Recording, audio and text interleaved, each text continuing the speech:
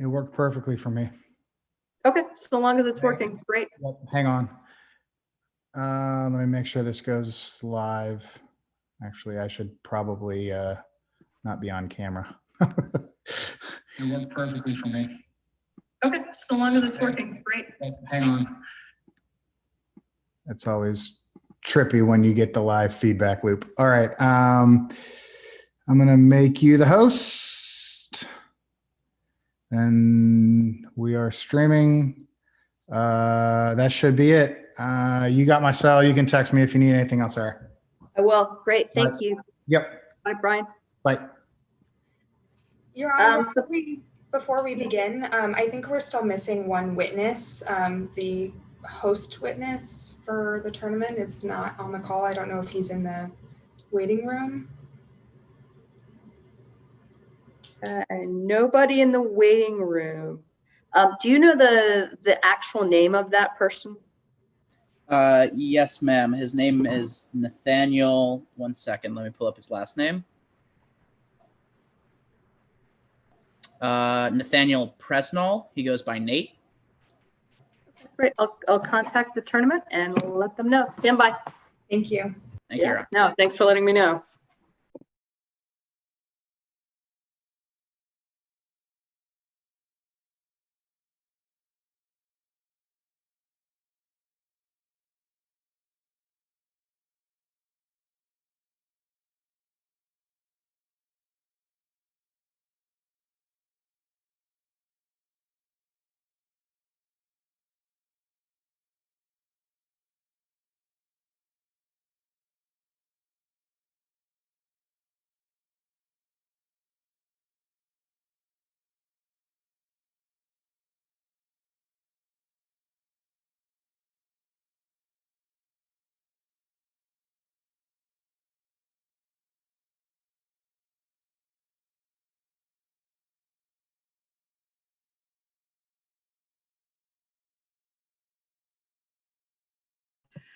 Guys, is Nate a plaintiff or a defense witness?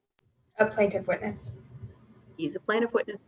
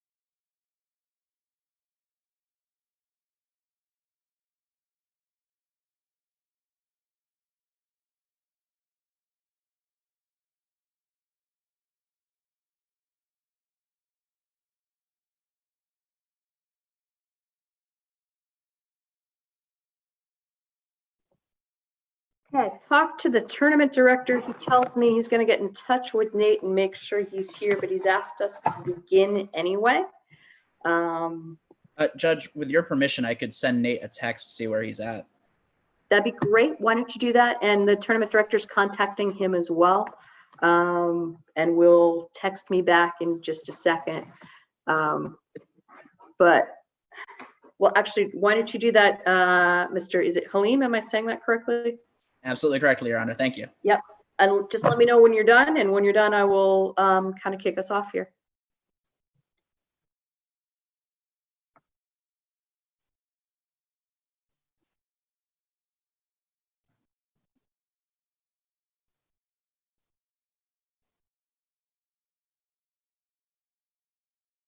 All right. Have you had a chance to send that?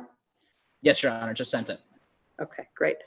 And if you hear back, just, I guess, chat me and let me know. But I imagine that he will be here. I think the students here are pretty responsible. And I don't want to keep you waiting. Oh, hey, and look at that. There he is in the waiting room. Great. I don't want to keep you waiting any longer, nor all of your fans on YouTube. So welcome, everybody. My name is Sarah Jacobson. My pronouns are she and her. Excited to be your presiding judge today. We'll take the entries of appearance from the attorneys. Good evening, Your Honor. My name is Nina Riegelsberger, and I represent the plaintiff in today's case, Cam Donaldson, and on the behalf of the estate of Lou Donaldson. Good evening, Your Honor. My name is Ahmed Halim, and I also represent the plaintiff in today's case, Cam Donaldson, and the estate of Lou Donaldson. Good evening, counsel. Good evening, Your Honor. My name is Matthew Hobbs, and along with my co-counsel, Jordan Arroyo, we'll be representing the defendant, Ms. Karen Beja, in today's case. Good evening to both. Judges, just one last check. Are there any conflicts? And by that, I'll say, do you know anyone on either team to a degree that it will affect your ability to provide an unbiased evaluation? No conflict from me. No conflict for me either. Great. Well, then we'll get started. Are both sides ready to proceed? Yes, Your Honor. Yes, Your Honor. Okay, then let's begin with motions and any pretrial matters. Your Honor, plaintiff has a few housekeeping matters to address. May we presume that all objections are heard outside the presence of the jury, or would Your Honor prefer we ask for constructive sidebar before evidentiary arguments? I'm sorry, I think you're muted. Oh, Zoom. I prefer you to ask if you want to go to constructive sidebar.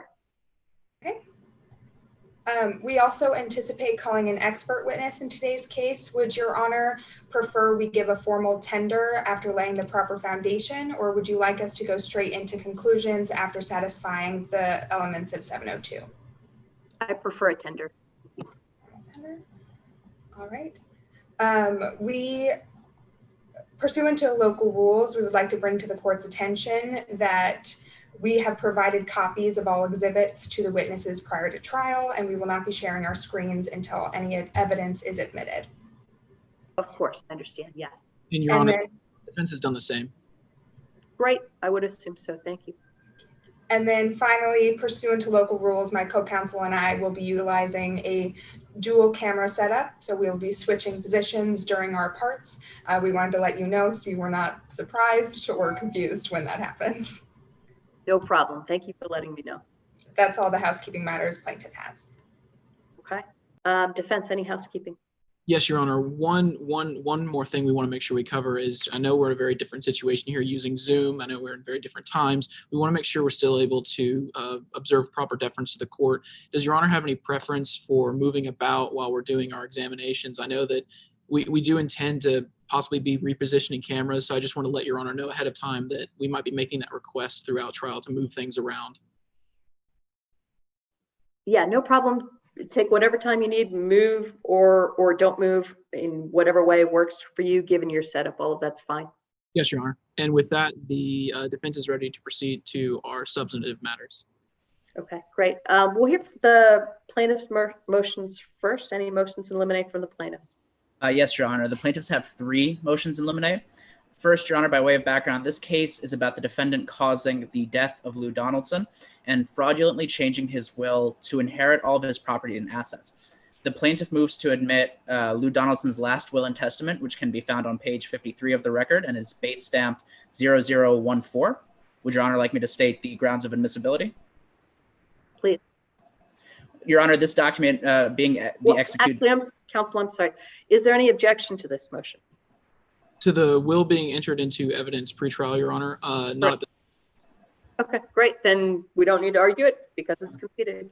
Yes, Your Honor. This will be Plaintiff's Exhibit 1. Okay.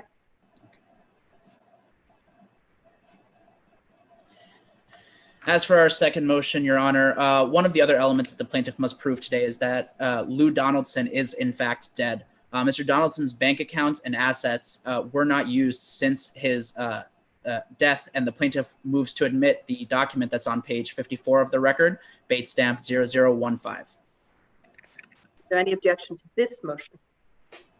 No objection, Your Honor. Okay, that's agreed as well. And just so that I'm clear about it, counsel, What is there a title to this? Is there a number to that? So it's And it Bates being stamp, on page. I apologize. 55?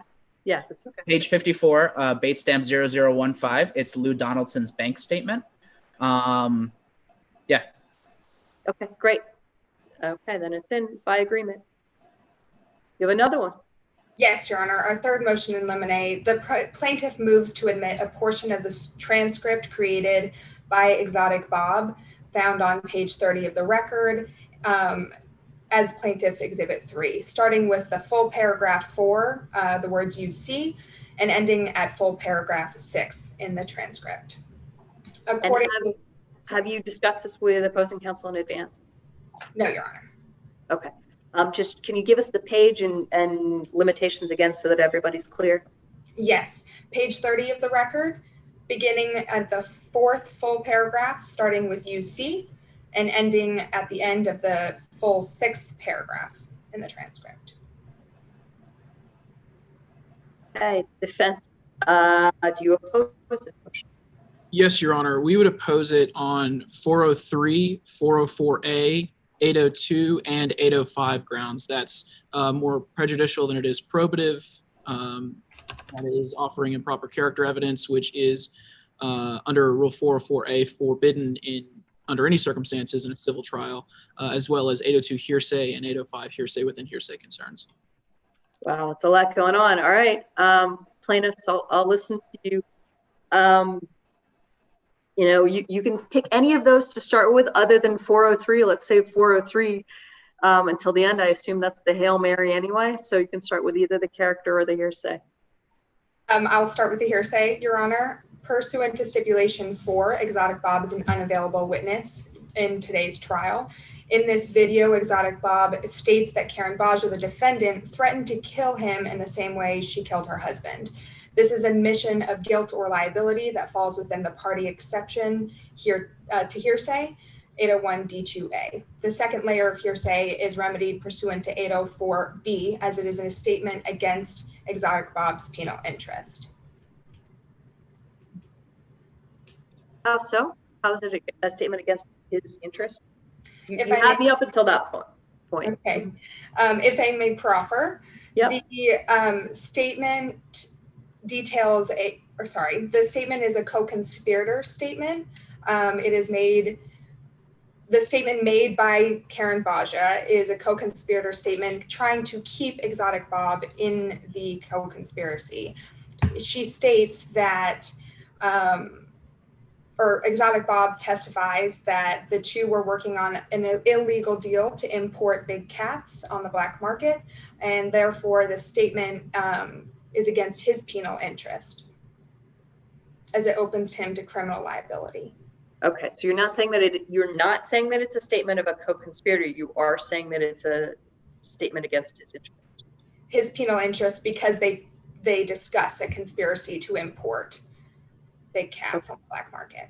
All right, Mr. Hobbs, I'll listen to you on that point before we move to the other evidentiary. Yes, Your Honor. Pursuant to the official comments under Rule 804B3, the indicia of liability that comes into play whenever a person is making a statement against interest applies most of the time and in all of the comments that are given under this section of the federal rules of evidence here to a person that is currently free, that is a person who is currently not serving time.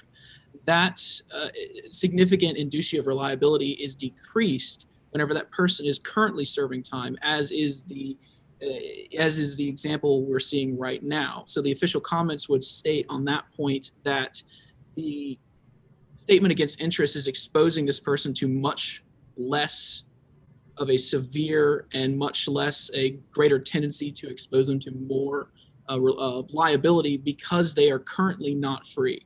And again, this is all from the official comments to 804B3.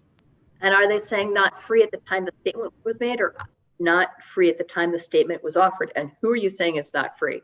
So Exotic Bob, by way of brief background, Your Honor, this statement was made while Exotic Bob is now currently serving time because of something that he did, which Ms. Baja takes responsibility for actually putting him in there in the first place. He was somebody who was dealing in illegal animals, just like he states in this in this statement, and it was because of Ms. Beja that he is now serving time for that very same thing. And the statement in the comments state that it is at the time the statement is given, if that person is likely to suffer more penalties, i.e. if they were free and walking around on the street, they're much more likely, and that lends it that indicia of reliability. We don't have that in this situation because Exotic Bob, at the time this statement was made and currently today, to the best of our knowledge, is still serving time, and therefore he not only has an extreme likelihood to want to say anything to discredit Ms. Beja because she's the reason that he is currently in prison, but also that indicia of reliability goes away as well because he is currently serving time and therefore doesn't really have as much to lose. May I be heard on that response, Your Honor? So briefly, but I'll tell you both where my head is right now. One, that this is complicated, and I understand why you would raise it as a complicated issue pre-trial, but two, the explanations I'm getting aren't making it less so. What I am getting at this point is that I need a whole lot more factual context to be able to rule. So I'm leaning towards holding it under advisement, which I know is no one's favorite in a pretrial ruling. But I think I need to know a whole lot more about this case and see the evidence come in. But counsel, I'll give you one more bite at the apple since it's your motion, and that's where I am. But that's telling you where my head is at this point. Yes, Your Honor. In the defendant's deposition on page 44 of the record, she states that it was my civil case that put him in prison. This is enough to show that the conspiracy to illegally import leopards and lions with the defendant is not the same transaction or occurrence for which Exotic Bob is currently incarcerated. Therefore, the indicia of reliability, because it is against his penal interest, still exists and still opens him up to criminal liability. Okay, so all of that is just kind of doubling down on the fact that I think I need a bunch more factual context and know more about the case to make a ruling on this. I'm going to have to hold it under advisement with apologies. I know that's not super useful, but I just need to hear more of the case before I can assess the arguments you're making. Yes, Your Honor. With that, the plaintiff has no other motions. Got it. Defense.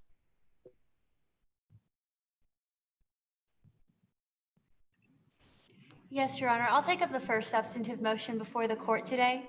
By way of brief background, this is a wrongful death case. We have reason to anticipate that plaintiff will elicit testimony from Miss Samantha Lane. We have reason to believe this because Mr. Lou Donaldson executed a will before he disappeared, and she is a witness on that will. Miss Lane will not be here in court today. There are two ways by which her testimony can enter in before today's court. The first way is through a phone call conversation between Miss Lane and the plaintiff's expert, Taylor Pride.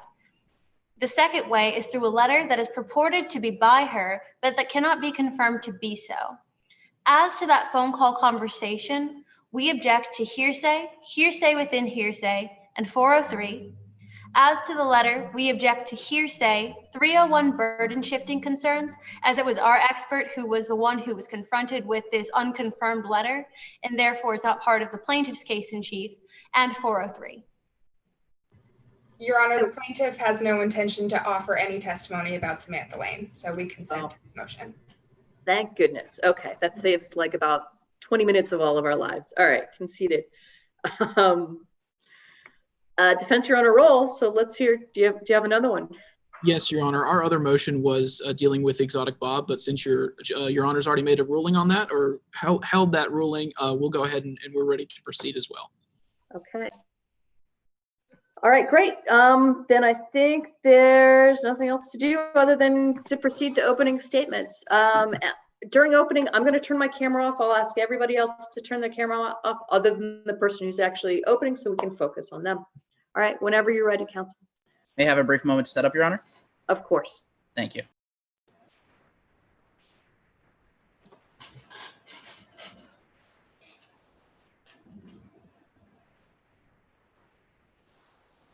May I proceed? You may. A man disappears without a trace under mysterious circumstances. At first, it seems like it could be anything. It even seems like it's one of those unsolvable mysteries. But things get a lot clearer when you realize the timeline tells it all. Let's rewind a little bit over a month before Lou Donaldson disappears. Lou and the defendant are fighting again. Cam hears the defendant threaten Lou with his life. Days later, Lou runs to the nearest courthouse to apply for a temporary restraining order to protect himself from the defendant. And then he tells her that he wants a divorce. They fight again. 2 weeks from that second fight, Lou Donaldson is the last time Lou Donaldson is seen alive. 5 years from the day that he disappears to the day the defendant cashes in and collects all of his property at the first chance she gets. Suddenly, this unsolvable mystery of Lou Donaldson's disappearance points directly to the defendant. Today, we will prove to you by a preponderance of the evidence that the defendant, Karen Baja, intentionally or recklessly caused the wrongful death of Lou Donaldson. But to do that, I'm going to have to take you back a little bit farther. It'll take you back a little over 20 years ago. The defendant is walking alone down the side of a highway. She has no money. She has no car. She has no family. She has nowhere to go. And that's where Lou Donaldson sees her for the first time. Fully invested in this new romantic venture, Lou Donaldson divorces his first wife, but he continues to maintain an amicable relationship with his first family. He even brings his son on as his personal assistant. Fast forward about a year or so. Lou and the defendant get married. Suddenly, she has a house, she has a car, she has money, she has a husband, she even has a tiger sanctuary that's become her main focus. But things didn't stay great forever. About 11 years into their marriage, things began to sour. You'll see that as Lou was slipping away, the defendant just saw her future slipping through her fingers.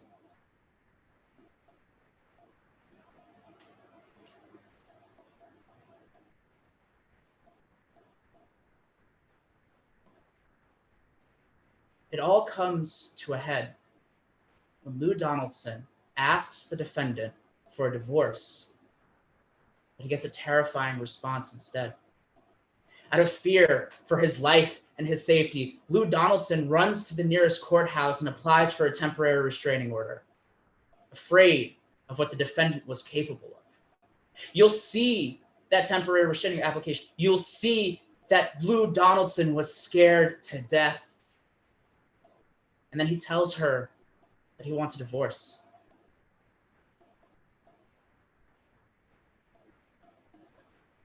It's now August, and Lou still wants out. But before he could leave, he just disappears. But members of the jury, people don't just disappear. Statesville is not the Bermuda Triangle.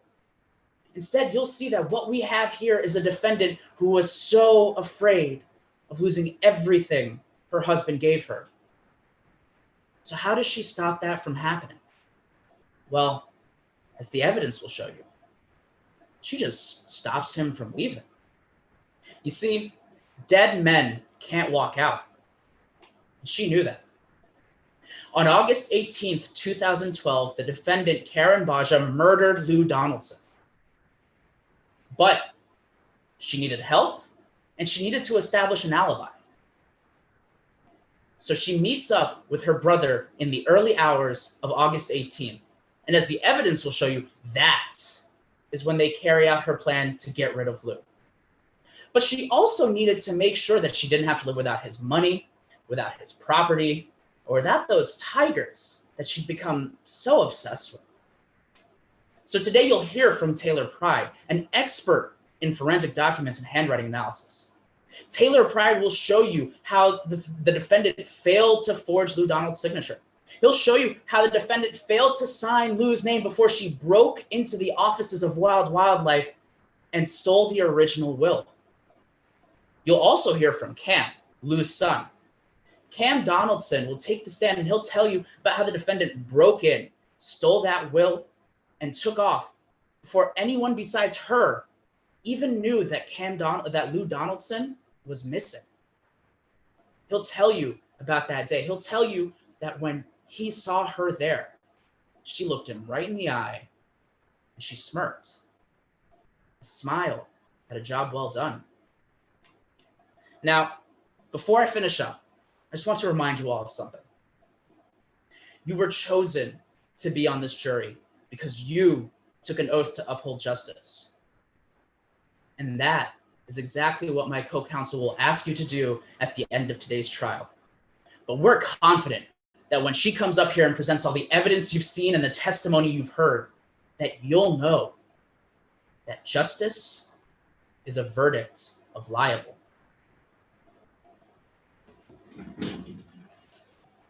Okay, thank you, counsel. Defense. Your Honor, we're ready for opening statements. I just need a moment to reposition my camera. Of course, take your time. Thank you.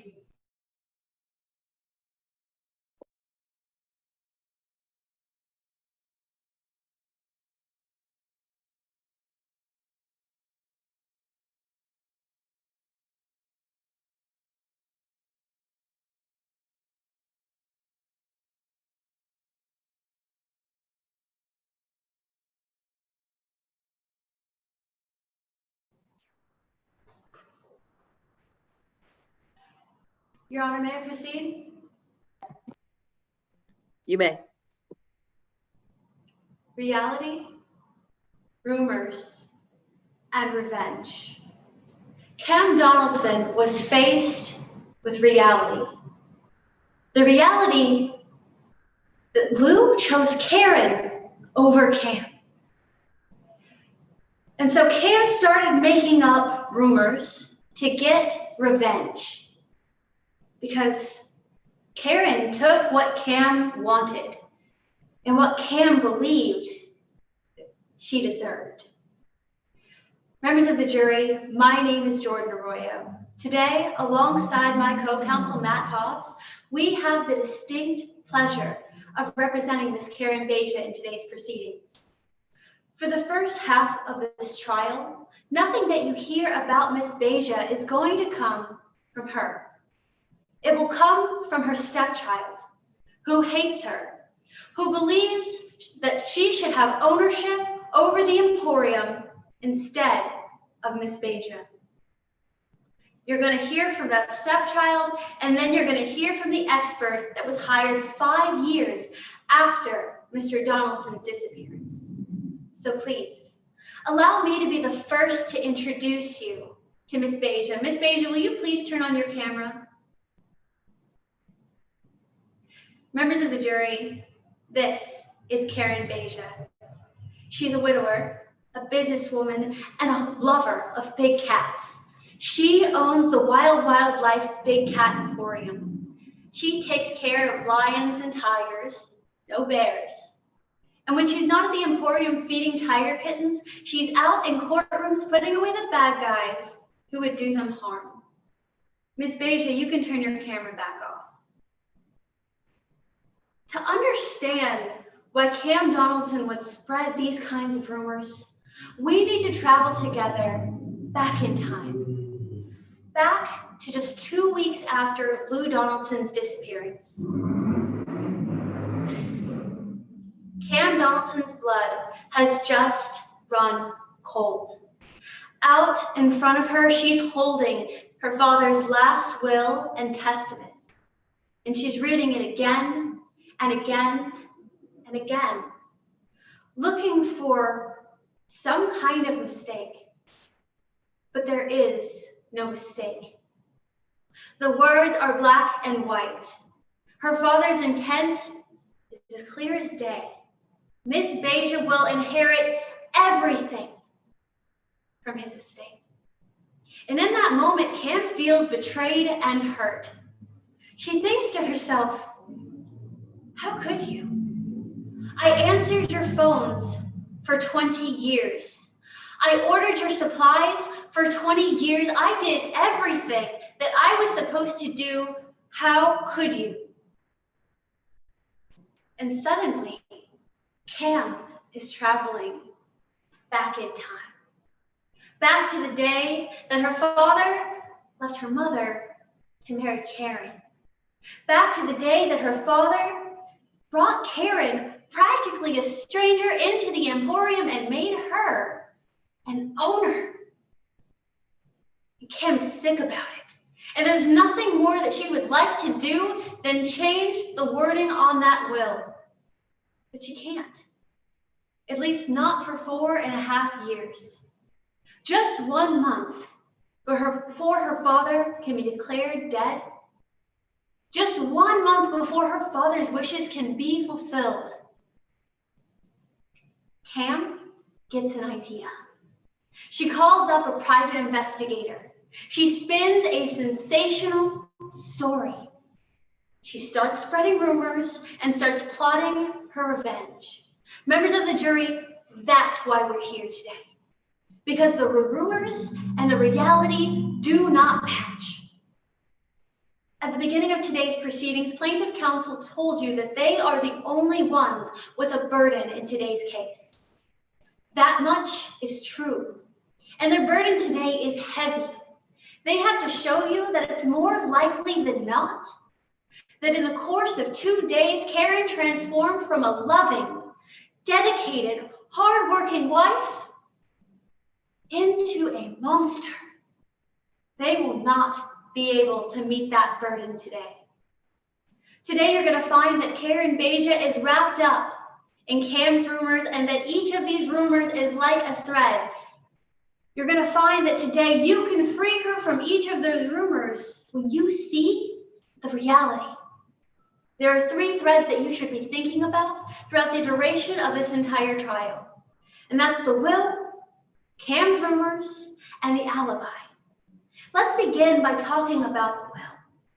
You're going to hear from Cam Donaldson today.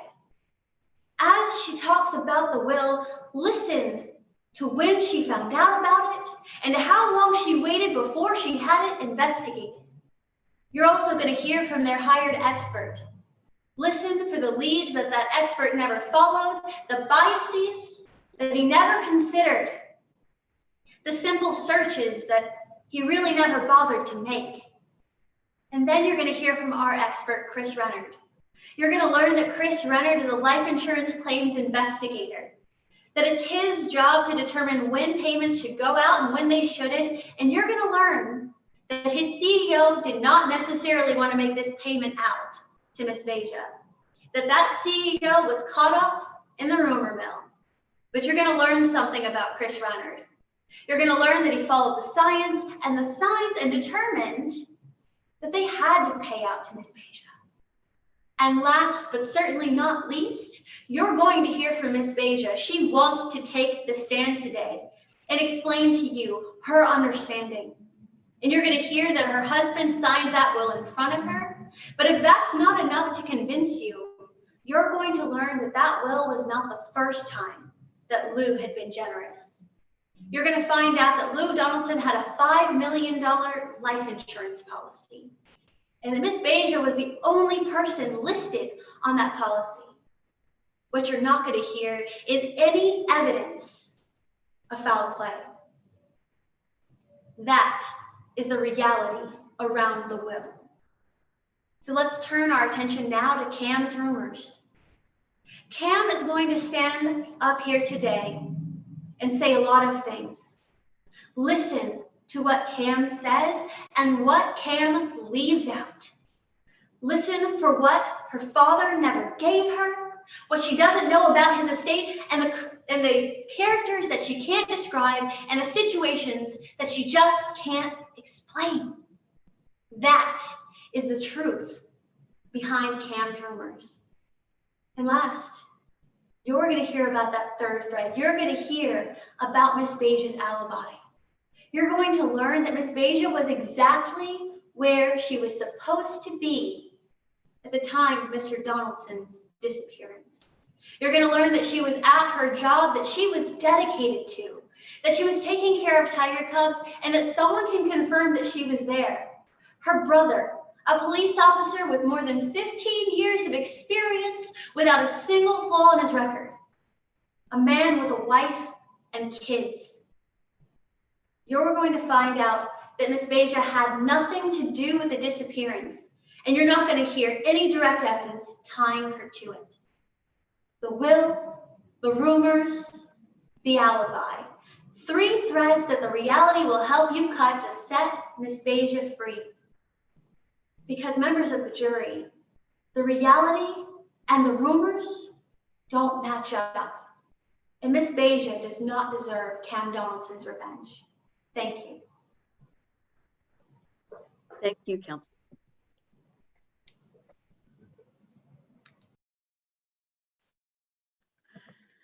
Okay, plaintiffs, you may call your first witness. The plaintiff calls Cam Donaldson to the stand. Right, we're going to assume that all witnesses have been pre-sworn. And counsel, you can begin whenever you are ready. Yes, Your Honor. Sorry. Please introduce yourself to the jury. My name is Cam Donaldson, and I live right here in Statesville. Where was your most recent employment? I worked for my father at Wild Wildlife, and I was his personal assistant for almost 20 years. What is Wild Wildlife? Wild Wildlife Big Cat Emporium is a rescue and sanctuary for big cats like leopards, tigers, and lions. It was always my father's dream to open up a rescue for these big cats. I'd like to ask you some questions about your father. Who is he? My father was Lou Donaldson. Unfortunately, he's no longer with us. Please describe your father for the jury. He was an impressive man. He had big ideas, but was self-made with very little education. Please describe what it was like working for your father. My father was the one who had the vision for Wild Wildlife, but I was the one who made the trains run on time. Anytime that he made a last-minute trip, he would always tell me when he was leaving and when he would be back. Please describe more your personal relationship with your father. Honestly, it was great to work with him. We saw each other almost every day. We had a standing weekly dinner on Sunday nights, and we were different for sure. It had different working styles, but I think it really brought us closer together. I really loved him. Now, Mr. Donaldson, I have to ask you some questions about how you lost your father. When did that happen? About 8 years ago. Please describe for the jury the last time you saw your father. It was August 17th, 2012, at about 6 p.m. He was leaving Wild Wildlife for the week, and he said that he would see me on Sunday if I came over for dinner. I didn't end up seeing him for dinner that night Sunday, and I never saw him again. Since the last time you saw your father, what contact have you had with him, if any? None. No text messages, no emails, no phone calls, not even snail mail, nothing. I'd like to ask you some questions about what has happened since your father disappeared. Specifically, what has happened to Wild Wildlife in his absence? Karen took control of everything after she produced that fraudulent will. Objection, Your Honor. 701. Okay, so I'm hearing that an objection to an improper opinion. Counsel, response? Your Honor, this is Cam Donaldson's belief, if I may proffer, outside the presence of the jury. Yeah.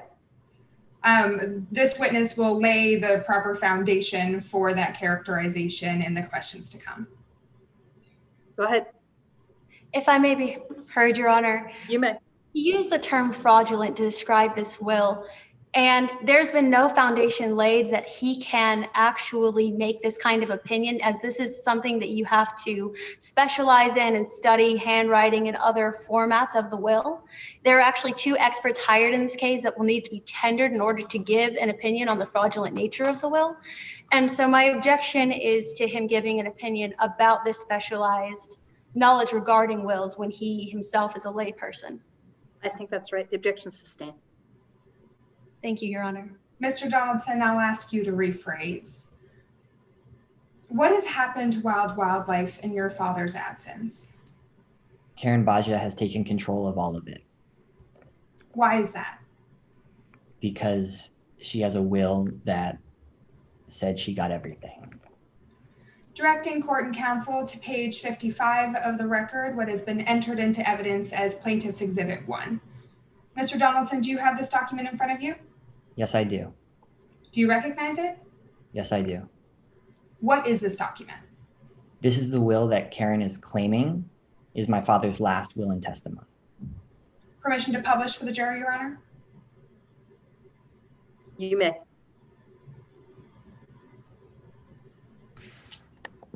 Mr. Donaldson, please describe what is written in this will. This will left all of my father's assets to Karen should she, quote, die or disappear. Now, Mr. Donaldson, you said that this is what the defendant is claiming is your father's original will. What do you mean by claiming? My father had another original will, and it wasn't this one. When did your father tell you that he decided to replace his original will? He didn't. Where was your father's original will kept while he was still alive? It was kept in a lockbox in my desk at Wild Wildlife on the bottom right hand corner of my desk, inside a drawer in the lockbox. Where is that will now? Karen Baja has it now. She took it on August 19th, 2012, just 2 days after I last saw my father alive. Please describe what happened that morning. An alarm went off at 6 a.m. and I rushed over to Wild Wildlife after the alarm went off. Directing court and counsel to pages 28 and 29 of the record, what has been bait stamp marked as 004 and 005. Marking for identification as Plaintiff's Exhibit 3 and 4, respectively. Mr. Donaldson, do you have these documents in front of you? Yes, I do. Do you recognize these documents? Yes, I do. How do you recognize them? They're photographs that I took of Wild Wildlife. What do these photographs depict? They depict the gate and the padlock and the condition they were found in when I arrived on August 19th, 2012 at 6 a.m. after the alarm went off.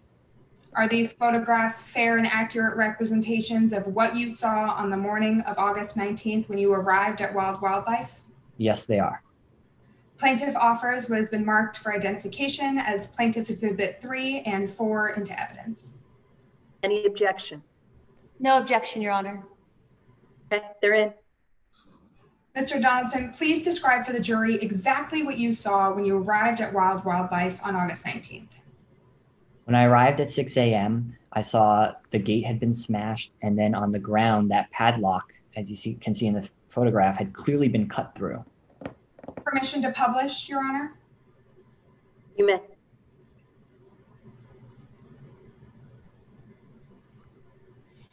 Mr. Donaldson, after you found the padlock on the ground, what did you do next? Well, I rushed to the office, and as soon as I got there, Karen was leaving. She was accompanied by someone else, and that someone else, he had a lock cutter with him. And in Karen's hand, she was holding the lockbox that contained my father's will. What happened when you saw the defendant holding the lockbox that contained your father's original will?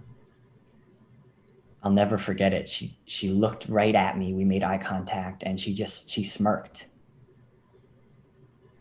What happened after the defendant smirked at you?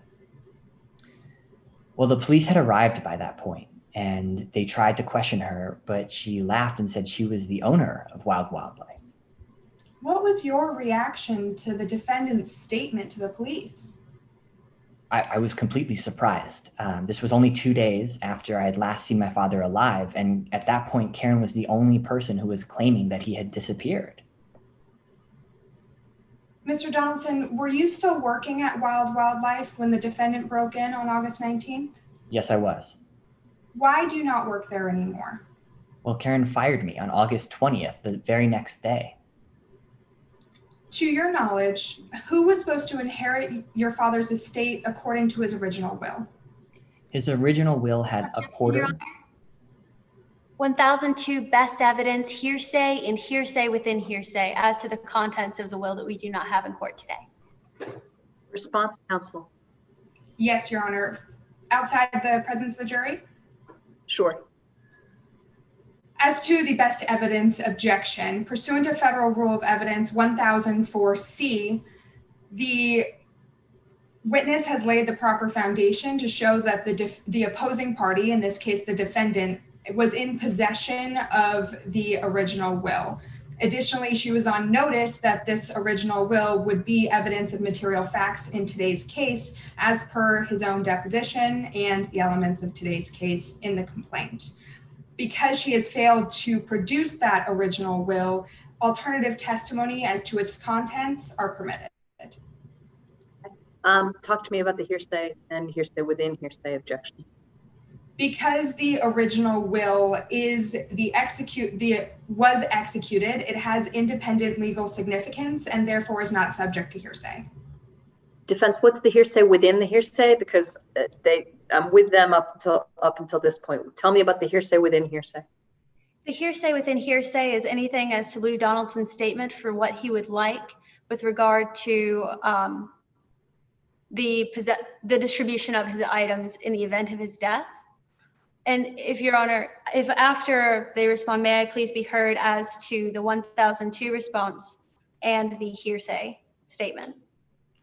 Sure. So, counsel for the plaintiff, the hearsay within hearsay. Your Honor, this witness has laid the proper foundation that he knows of the contents of the will in his own personal knowledge. He testified that the will was contained in a lockbox that was stored in his desk at Wild Wildlife under lock and key, to which he had the key. Therefore, hearsay within hearsay is not an issue. Okay, so you've lost me completely there, unfortunately. What you just talked to me about would go to foundation, right? But and I will add, he hasn't ever told us that he has read the will, but your response didn't have anything to do with hearsay within hearsay, unless I've missed something. How would the foundation of his personal knowledge speak to any hearsay within the document of independent legal significance? Because Cam Donaldson did not learn of this document's contents from Lou Donaldson. Rather, it is reasonable to conclude that he learned of the contents from his own personal knowledge since he was in possession of it. Okay, got it. All right. Counsel for the defense, Roy, you asked for more time to speak on the issue of whether this is a document of independent legal significance and on the best evidence issue. Go ahead. Yes, Your Honor, and I'll take it in that order. As to it being a matter of independent legal significance, this has no independent legal significance in this case. This is a wrongful death suit, and the will is not any element of that. It's simply being shown for the purpose of making it more or less likely that element 2 occurred. And as for the 1002C, there has been his opinion that Ms. Beja had something to do with this, but there were no requests, there's no record of any requests sent to Ms. Beja that she should have produced this original will if it were in her possession. Again, this is a wrongful death suit, not a will contest. So she really had no reason to believe that she should have had to produce a will, because we're not even 100% sure on Ms. Beja's side that this will ever existed. That much is still in dispute, Your Honor. Okay. I like the argument about why it's not a document of independent legal significance is creative. I don't buy it, but it's creative. I like that. Points for creativity. I think it is a document of independent legal significance, which would take care of any other layers of hearsay within it. I'm convinced on the best evidence arguments the objection is overruled, but I haven't yet heard foundation that Donaldson ever read the will. It's one thing to have it in his possession. It's another thing to say that he read it. So if you can lay that foundation, I'll let him talk about the contents, given the arguments that I've heard. Yes, Your Honor. Mr. Donaldson, when did you place your father's original will in the lockbox?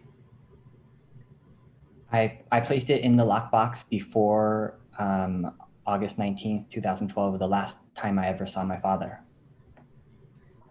Was this lockbox in your possession?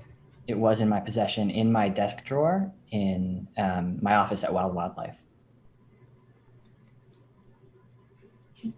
Mr. Donaldson, did you know of the contents of this will? I did. As I said about should I go into who got what assets? Not at this time, Your Honor. Is the proper foundation has been laid at this point? I mean, I'm not going to push anybody outside the constraints of the file because I don't want to invite anyone to go outside the constraints of the statements. That's sufficient foundation for me. Yes, Your Honor. Mr. Donaldson, to your knowledge, who was supposed to inherit your father's estate according to his original will? A quarter of it was supposed to go to my mother. A quarter of it was supposed to go to me. A quarter was supposed to go to a foundation so that Wild Wildlife could continue saving big cats. And a quarter of it was supposed to go to Karen. I'd like to discuss your father's finances in more detail. Other than Wild Wildlife, what, if anything, was a part of his estate? He had a $5 million life insurance policy. Who was the beneficiary of that policy? Karen got all of it. When did that happen? She filed the claim the first chance she could, 5 years to the day after my father was last seen alive.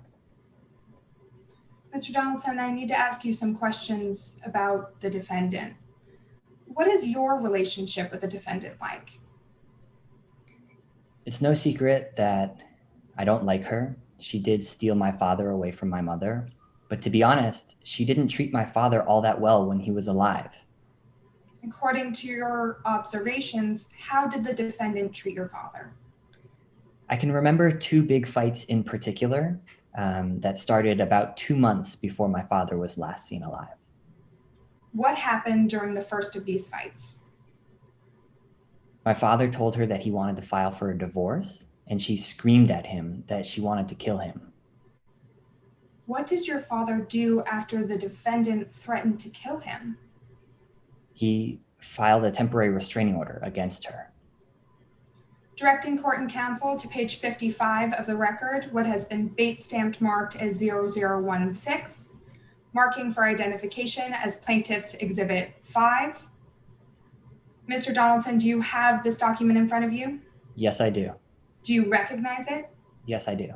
How do you recognize it? I have seen it before. What do you recognize it to be? It is the temporary restraining order that my father filed against Karen Baja. Is this document in the same or substantially the same condition as the last time you saw it? Yes, it is. Plaintiff offers what has been marked for identification as Plaintiff's Exhibit 5 into evidence. Counsel, is this the original TRO? It's not a copy? I believe it's a copy. Okay. Any objection? Yes, Your Honor. We object to hearsay and hearsay within hearsay as to all three statements. May be heard outside the presence of the jury? Sure. Your Honor, because this application was filed with a court in this jurisdiction, Your Honor may take judicial notice of it. In the alternative, the statements made in this document fall under the exception to hearsay 8033, as they are the beliefs as Lou Donaldson, it is the truth as Lou Donaldson believed it to be at the time that he filed this application. And you're saying that the truth as he believed it to be makes it his belief? Is Yes, a statement of belief? Yes, Your Honor. Okay. Defense. If I may be heard as to why I would request Your Honor not take judicial notice of this document. I don't need it.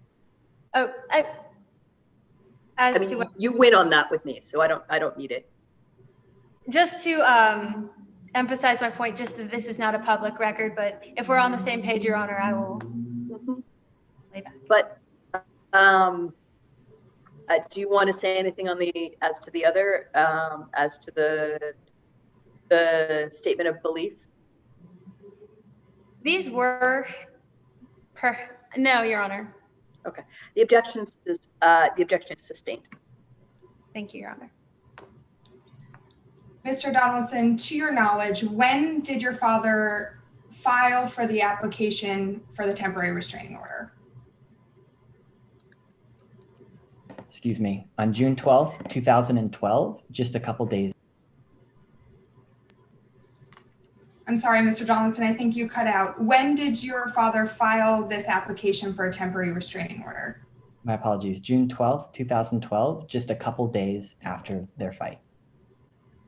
I'd like to direct your attention to the second fight your father had with the defendant. What did you observe? I overheard them arguing very loudly at Wild Wildlife. And my father said that he would indeed be filing for a divorce, and she stormed out. What did you see and hear after the defendant stormed out? My father came out next. He was visibly shaken. And he looked at me and said, "If anything ever happens to me, make the police look into Karen because she'll be responsible for my death." How soon after the second fight did your father disappear? He disappeared 2 weeks later. No further questions at this time. Okay, cross. Yes, Your Honor. Mr. Donaldson, a few points on cross-examination. Today you said that you're very close with your father. Yes, You two cared about each other very much. we did. While he was still alive, you spent a lot of time together at the Emporium. Yes, we worked together, so we saw each other almost every day. And you worked there for approximately 20 years. Almost, yes. You were your father's personal assistant, you said. Yes, I was. Let's review just a couple of the responsibilities that you had as his assistant. You answered phones. Yes, You wrote checks. yes, You ordered supplies. Your Honor, objection to relevance. Response. Your Honor, evidence is relevant whenever it has any tendency to make a fact of consequence more or less likely. This is a wrongful death case determining whether Ms. Beja intentionally or recklessly caused the death of Lou Donaldson. This goes to Cam's motive as he was closely tied up in the zoo. Not Cam's motives, Cam's potential bias as he was closely working with his father at the zoo at the time, and it will establish his position as opposed to Ms. Beja's position, and therefore create a bias against her, if I'm allowed to continue, as to why he may have reason to dislike Ms. Beja for her involvement at the zoo and therefore be less likely to testify truthfully about her. Plaintiff. Yes, Your Honor. Cam Donaldson's outside the presence of the jury, Cam Donaldson's responsibilities as a personal assistant do not make any fact of consequence more or less likely, particularly any bias. There's been no foundation laid as to him being jealous of Ms. Beja's position and therefore is not relevant. Yeah, I tend to agree. There may be bias here, but I don't see that in his day-to-day responsibilities at the wildlife zoo place. So the objection is sustained. Yes, Your Honor. You were never a co-founder of Wild Wildlife, Mr. Donaldson. No, I was my father's personal assistant. Moving on to while you were working with your father, you said that your father bought and sold planes all the time. That was one of the things he liked to do, yes. You're aware that he never properly registered those planes. Not all of them, no. In fact, you don't know how many planes he owned. That is correct. You're aware that at the time of his disappearance, his license was suspended. Yes, it was.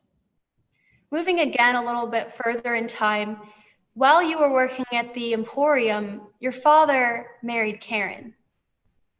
Yes, You said today that this marriage broke your parents' marriage apart. yes, it did. Is it your testimony that your father was married to your mother at this time? I don't know if it was legally a marriage, but yes, they were together and in love with each other.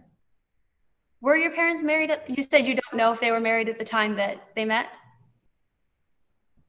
I assumed that they had the legal documents, but I don't know for sure. All right. So let's move a little bit further in time to the time of your father's disappearance. You said that Miss Beja fired you, correct? Yes, she did. While you worked at the Emporium, you had access to all of your father's financial accounts. Yes, I did. That included an ATM account, Yes. and it also included a credit card account. Yes. Mr. Donaldson, you still have access to both of those accounts, correct? I believe so. Yes. All right, let's get into the weekend specifically of this disappearance. Today you said that Miss Beja broke into the business. Yes, on August 19th, I got an alarm at 6 a.m. You said on that same day that she stole your lockbox. Yes, she did. You said that she was accompanied by a man with lock cutters. Yes, she was. You said that she took your father's will. Yes. Let's walk through each of those events together now, beginning with robbing the Emporium. That day, you saw her speak to the police. Yes, I did. You heard her tell the police on site that she was the owner of the Emporium. Yes, and I was very confused. The reality is, Mr. Donaldson, you never told the police on site that she was not the owner. No, I didn't. You also said that she stole your lockbox. Yes. You never reported her for stealing to the officers who were there. No, I didn't. You said also that she was with a man at this time. Yes, she was.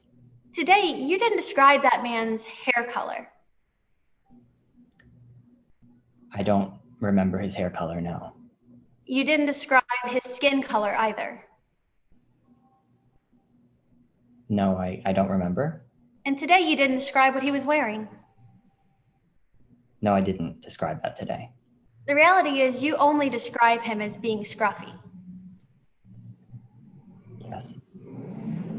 Let me point your attention now to the lockbox that you said that she took. Inside of that lockbox was your father's will, correct? Correct. This was an important document. Yes, it was.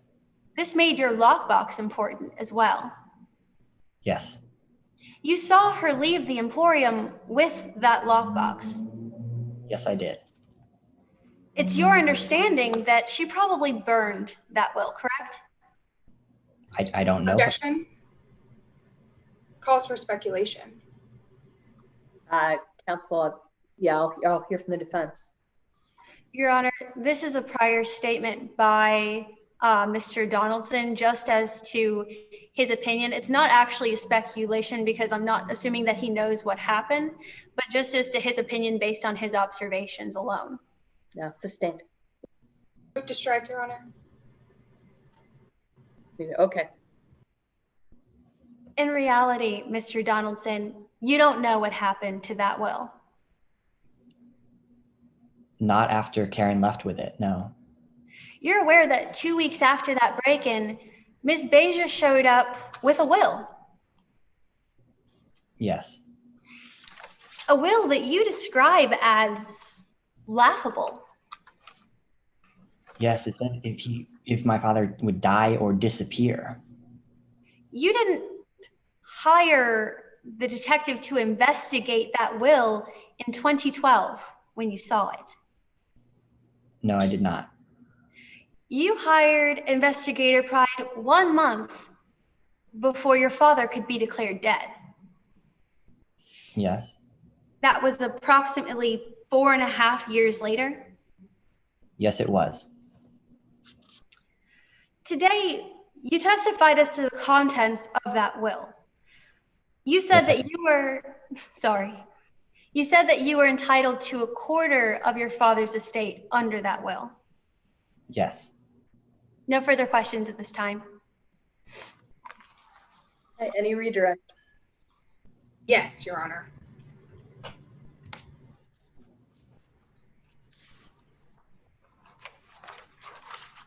Mr. Donaldson, you were asked on cross-examination about whether you filed a police report regarding your lockbox.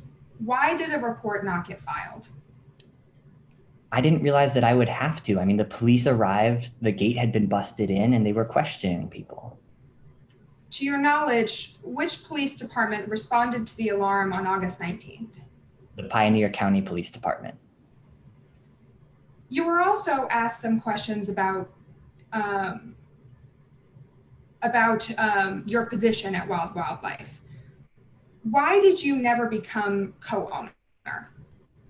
I didn't need to. I loved my job. I got to be with the cats, and I got to work with my Objection, Your Honor. Grounds? Constructive sidebar, and it would be as to speculation, as Mr. Donaldson was not in a position to promote himself. Response? Your Honor, on cross-examination, opposing counsel asked whether or not he was co-owner, and I'm simply asking, to his knowledge, why he never became such. That doesn't respond to the speculation objection, though that would respond to a relevance objection. Can you say anything about the speculation objection? Your Honor, I may rephrase my question. Sure. Mr. Donaldson, you were asked on cross whether or not you ever became co-owner. Did you ever ask to become co-owner? I didn't need to. I loved my job, and I loved working with my father. No further questions. I know that recross is only available in very, very limited circumstances. We don't have recross here, do we, counsel? No, Your Honor. All right, the witness is excused with the thanks to the court. Plaintiffs, my guess is that you have another witness. Yes, Your Honor, we do. Plaintiffs call Taylor Pride to the stand. All right, Mr. Pride, you've been sworn as well. And counsel, whenever you're ready. Before I proceed, Your Honor, may I ask the court's permission to remain seated while I conduct this direct examination? Fine by me, and across the trial, you guys don't have to ask. That's all good. Thank you, Your Honor. You're welcome. May I proceed? You may. Hello, could you please introduce yourself to the jury? Hi, my name is Taylor Pride. What do you do for a living, Mr. Pride? I've got my own private investigation firm named Pride Investigation. How are you connected with today's case? Cam Donaldson brought me in 2017 to investigate and provide an expert opinion about the will. And I've been working on it since then. I want to talk to you a little bit about your background. How long have you been a private investigator? It's been 4 years now. I started in 2016. And what did you do before then?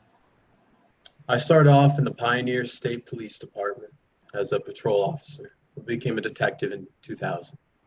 And I was there until I left the force in 2016 to pursue private investigation. What did you do as a police officer? I'm sorry, what did you do exactly at the Pioneer Police Department? Well, after I became detective from 2002 to 2008, I served in the economic crime unit. But I've done everything pretty much from fraud to murder. What do you do nowadays as a private investigator? Just about everything. I do surveillance on missing persons, but my specialty is in handwriting analysis and forensic document analysis. Could you please tell us what is forensic document analysis? Well, forensic document analysis is when someone looks at a document and its content, like its handwriting or its signatures, the language or the history, and then just to figure out the origin and whether or not the signature itself or the document has been altered or modified in any way. Have you received any sort of special training? Yes, I have. Can you tell us about that? I attended an extensive 2-week course and seminar hosted by the American Association of Handwriting Analysis, and I was certified by the American Board of Forensic Document Examiners. What is the American Association of Handwriting Analysis? The AAHA is a premier graphology and document examination organization in the country. And what's the American Board of Forensic Document Examiners? That's the board that provides the certifications and improving the knowledge completion program. The ABFDE is kind of like the medical board or the legal bar. How does one get certified by the American Board of Forensic Document Examiners? Well, to do this, you have to attend an extensive 2-week seminar where you submit your credentials, you have to submit 3 references, take an extensive multiple choice exam, and complete a practical case assignment. And then before all that, submit it before an oral board. Have you maintained your certification with the ABFDE? Yes, I have. And how have you maintained your certification? I've continued practicing in the field, and I've attended annual 8-hour courses. Plus, I've kept up with the current literature in the area, and I've recertified myself with the ABFDE for the last 4 years. Well, for every year for the last 4 years. Let's talk a little bit about your preparation for today's case. What did you rely on in coming to your opinion? Well, I relied on all the documents submitted by Summit Life Insurance. Specifically, I reviewed the will, the temporary restraining order, and the Chris Renaud's report. Would other experts in your field rely on these same materials? Yes, they would. Did you apply reliable principles and methods in coming to your conclusions? Yes, I did. Did you come to a conclusion within a reasonable degree of professional certainty? Yes, I was able to. Your Honor, pursuant to Rule 702 of the Federal Rules of Evidence and the witness's testimony today, plaintiff offers Mr. Pride as an expert in forensic document and handwriting analysis. Okay, any objection, any argument or voir dire? As to that specific expert qualification, I have no objection, Your Honor. Okay, he is accepted as such. Mr. Pride, you mentioned that you arrived at an opinion about Lou Donaldson's will. What was that opinion? Yeah, it is my opinion that the signature on the will purporting to be Lou Donaldson's is in fact a forgery. I believe the entire will itself is likely fraudulent based on some of its unorthodox language. Your Honor, may I have a moment to confer with co-counsel? You may. Thank you.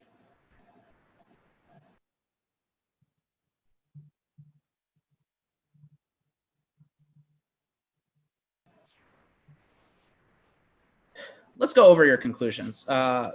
Starting with your opinion on the signatures in question, what's the first step you took in analyzing the will? Well, initially I had to get my hands on other samples of Mr. Donaldson's signature in order to be able to compare them to the signature, the alleged signature on the will. How did you go about this? Well, I was able to obtain 2 signatures and compare them to the one that was found in the June 14th will. And that was the signature from Lou Donaldson's temporary restraining order and the one from his driver's license.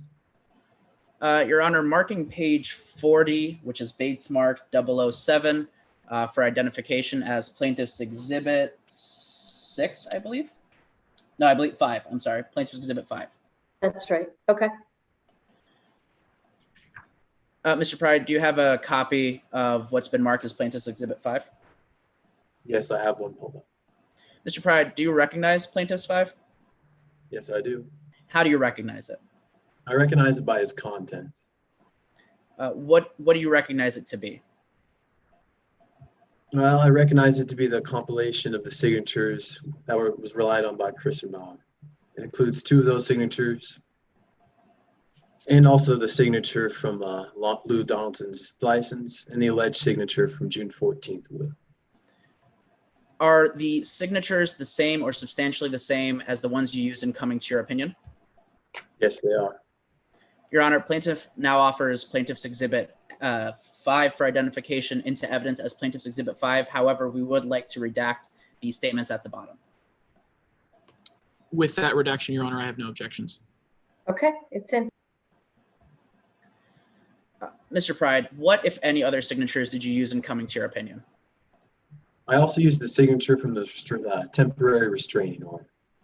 Your Honor, pursuant to local rule 42H, I asked to publish a demonstrative using the signatures Mr. Pride just testified to using in coming to his analysis. This demonstrative was shown to opposing counsel prior to trial.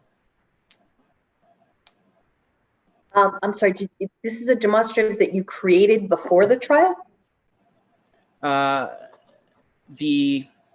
Yes, Your Honor. This is demonstrative that was created using the evidence that we have brought in, with the exception of the TRO, which has not been brought in. Okay, I'm gonna take a look at the local rules, but counsel, do you have an objection to that defense? So long as the signature for the temporary restraining order goes, Your Honor, I don't have an objection as so long as that one's not there, but I would like a clarification of those local rules as well, Your Honor, whenever you have. Counsel, Mr. Halim, you had referenced a local rule. What number was that? 42H, Your Honor.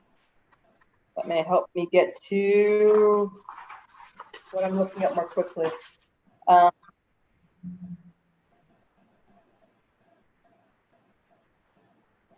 Got it. So this is merely an enlargement of an existing exact.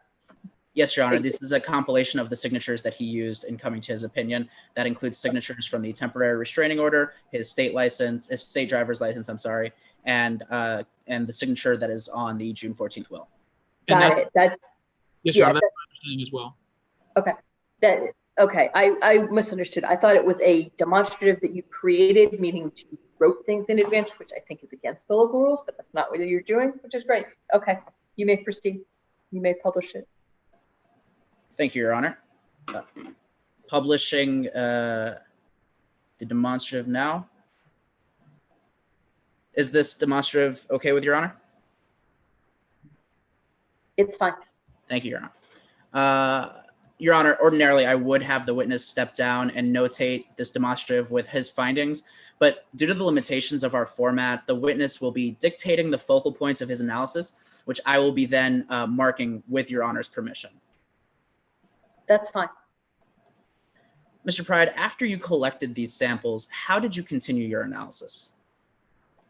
Well, I began my handwriting analysis by looking at the samples for the handwriting characteristics. What exactly were you looking for? Well, when you're comparing signatures, they should look similar, but they're rarely ever going to look exactly the same. People often rarely alter them significantly though over time. But in general, they shouldn't be identical, and identical signatures are an indication of mark tracing. Did you do that here? Yes, I did. And what did you find? I found 5 characteristics that are in common between the established baseline signatures and indicated that those were indeed authentic signatures by Lou Donaldson. Marking these signatures that were used to create a baseline. What was the first characteristic you noticed, Mr. Pride? Well, I found in both of the known signatures that the top loop in the L in Lou is smaller than the bottom loop. Marking the top and bottom loops in the L. What about that second characteristic, Mr. Pride? The O in Lou has an extra small loop on the top of the letter. Marking the top of the O in Lou. What was the third characteristic, Mr. Pride? The U in Lou has a small embellishment on its tail. Marking the U in the Lou. Well, specifically marking the tail in the U in Lou. What was the fourth characteristic you noticed? The last O in Donaldson is lazy or not clearly written. It is difficult to see that is even an O. Marking the last O in Donaldson. And what about that fifth and final characteristic, Mr. Pride? Finally, the last N in Donaldson has a similar embellishment to the tail of the letter of U in Lou. Marking the embellished tail in the N. I apologize. Mr. Pride, do my notations indicate the 5 characteristics as you've testified to here today? Yes, they do. How did these 5 characteristics impact your opinion? Well, it helped me establish a baseline to compare with the signature that is on the will. It showed me what I would have expected to see, what I should expect to see in the same signature. What opinion did you reach when you compared these baseline signatures to the signature on the June 14th will? Well, when I compared it to the baseline and the one on the alleged will, it led me to conclude that the signature itself is definitely forged. Let's talk a little bit more about that conclusion. Why do you think it's a forgery?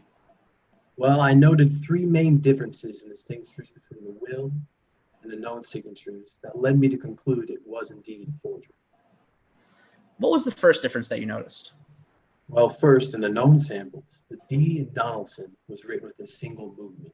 However, in the signature on the will, the D has two distinct pen strokes where the pen was clearly lifted. Sorry, Your Honor. Marking the D in Donaldson in all three signatures. What was the second difference that you noticed, Mr. Pride? Well, the second difference actually had to do with the second O in Donaldson. In the first original documents, it is clear that the O was lazy, that it was almost barely seen. But in the will's alleged signature, every letter, including the second O, is written clearly. Marking the second O in Donaldson. And what was the third difference, Mr. Pride?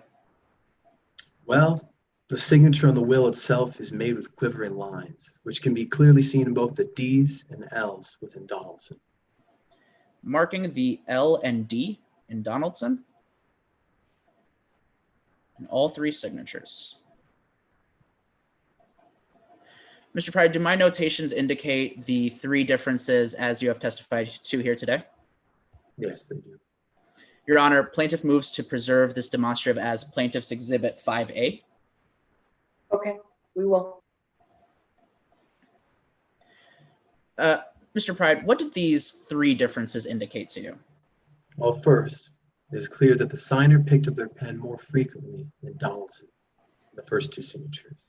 Also, the quivering in the signature itself indicates that the signer was nervous or writing very slowly. Often, when forgers are looking at a document and trying to copy it, they end up taking their time, and you can see some of these characteristics. And finally, this led me to believe that the signature itself on the will was forged. Let's turn now to your second opinion, that the contents of the will led you to believe that the will is likely fraudulent. How did you come to that conclusion?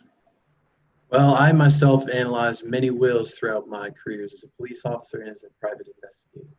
And never once through the dozens of wills I've examined have I seen that for the beneficiary to receive the money is in the case of the either dying or disappearing. This led me to believe that because of that language, that itself is most likely entirely fraudulent. No more questions, Your Honor. Okay, cross. Yes, Your Honor. A brief moment to set up before that cross. Of course.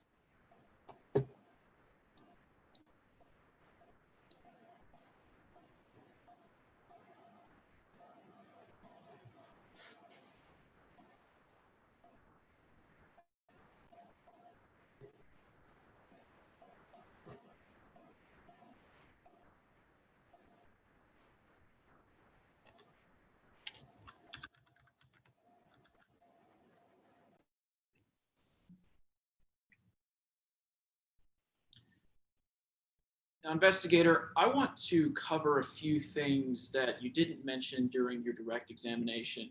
You would agree with me that it's important that you're thorough in an investigation. Yes. And you'd agree with me that in your time working in the police department here in town that you were thorough in all of your investigations. Yes. I want to discuss some of the things you investigated for today's case. You're aware that it has been put out there that Lou Donaldson may have gone to Costa Rica, correct? Yes. And you're aware that because of that, you sent an investigator to Costa Rica, correct? I did. And that was 5 years after Lou Donaldson's disappearance. Yes. And you know that the distance between Statesville and Costa Rica is about 2,200 miles. Objection, Your Honor. Routes. This is outside the purview of the experts. I'm sorry, the expertise of Mr. Pride. Additionally, this is hearsay as well. The distance between wherever we are in Costa Rica is hearsay? Yes, Your Honor. The only way he could know that, since he is not an expert in, geography or anything along those lines, as if someone informed him of the distance. This as well, back to my original point, is not within the purview of his expertise. Okay, so I'm hearing it's an improper expert opinion. Counsel, what's your response? Yes, Your Honor. As to the distance between Statesville and Costa Rica, that is a stipulated fact in today's case. And all of those stipulations, every witness in today's case has notice of. In addition to it being outside the scope of his opinion, Your Honor, I'm merely going into the credibility of this witness as to other parts of the investigation that he conducted, whether that investigation was thorough, whether that investigation developed all possible leads. That is the purpose of my questioning at the moment. Okay, so you're not facing a relevance objection or a scope objection, so don't worry about those. But Mr. Halim, if this is a stipulated fact, I'm inclined to let him ask about it. Yes, Your Honor, I understand. Okay, overruled. Investigator, you're also aware that Lou Donaldson owned a number of planes, correct? Yeah. And in your report for today's case, you stated that those planes would need to stop 4 or 5 times along the way from here to Costa Rica. I'm going to renew my objection to this being outside the purview of his expertise. He is not an aviations engineer. He is not any sort of aeronautics engineer at all. Okay, so are you saying that he's asking for, when you say outside the purview of his expertise, are you saying he's asking for an opinion that's outside of his expertise? What do you mean by that? Yes, Your Honor. At this time, he would be offering an improper lay opinion. He's not an expert in the field of aviation or anything dealing with airplanes. He's an expert only in forensic documents and handwriting analysis. Okay, response, counsel. Your Honor, I'm not asking for this expert to give an opinion. I'm merely asking about things that he has testified to, or not testified to, but were included in his initial report that go to the credibility of his overall conclusion. I'm sorry, Your Honor. I believe you're muted. Thanks. Doesn't go to relevance just because it's in his report, but I don't think these are opinions he's asking about. I think they're facts. So at this point, that objection is overruled. May I be heard just briefly, Your Honor? Sure. While these are facts, it does not take into account that the fact that no matter what, constantly airplanes are dealing with multiple issues at all times. Aeronautical engineers have trouble formulating opinions themselves based on things like headwinds, backwinds, things like that. This is not an expert who can testify on the effect of headwinds, backwinds, the effect of solar patterns, things like that would affect the refueling and the fuel efficiency of an airplane. Okay. So, Mr. Hobbs, don't ask about headwinds or solar flares or things that would call for an opinion. So long as you don't ask for aeronautical opinions. At objection, at least at this point, about it being an improper expert opinion is overruled. Yes, Your Honor. So back to my question, investigator, you know that it would take 4 to 5 stops for someone to make that entire trip to Costa Rica. That is what I offered in my testimony, or my statement, I should say. And you're also aware that you never sent an investigator to any of those possible locations along the way, did you? I did not. The reality is that you never searched to see any records of plane crashes around the time of the disappearance of Lou Donaldson? That is not stated in my statement. You're also aware that the reality is you didn't do a simple Google search to find out if there had been any reported plane crashes around that time, did you? It's not stated in my report. Is that a no to my question? That is a no to your question. I want to move on to something else that you talked about today. You're aware through the testimony of Cam Donaldson, which you were present for a moment ago, that Lou Donaldson had a bank account, correct? Yes. And in coming to your conclusion for today's case, you reviewed that bank account. Yes. You're also aware that Cam Donaldson stated that his father had multiple bank accounts, correct? Correct. And the only bank account you heard testified to today was the single one that was used for expenses for Wild Wildlife, correct? Yes. No further questions at this time, Your Honor. Any redirect based on that? Yes, Your Honor, briefly. Mr. Pride, how, if at all, did you address the Costa Rica theory that the defense is trying to put forth? Well, I did send an investigator down to Costa Rica to try to find any evidence of presence of Lou Donaldson at that moment or in the past. Was this employee able to find anything? They were not able to find anything conclusive to show any sort of evidence that at the time or in the past that Lou Donaldson was in Costa Rica. No further questions, Your Honor.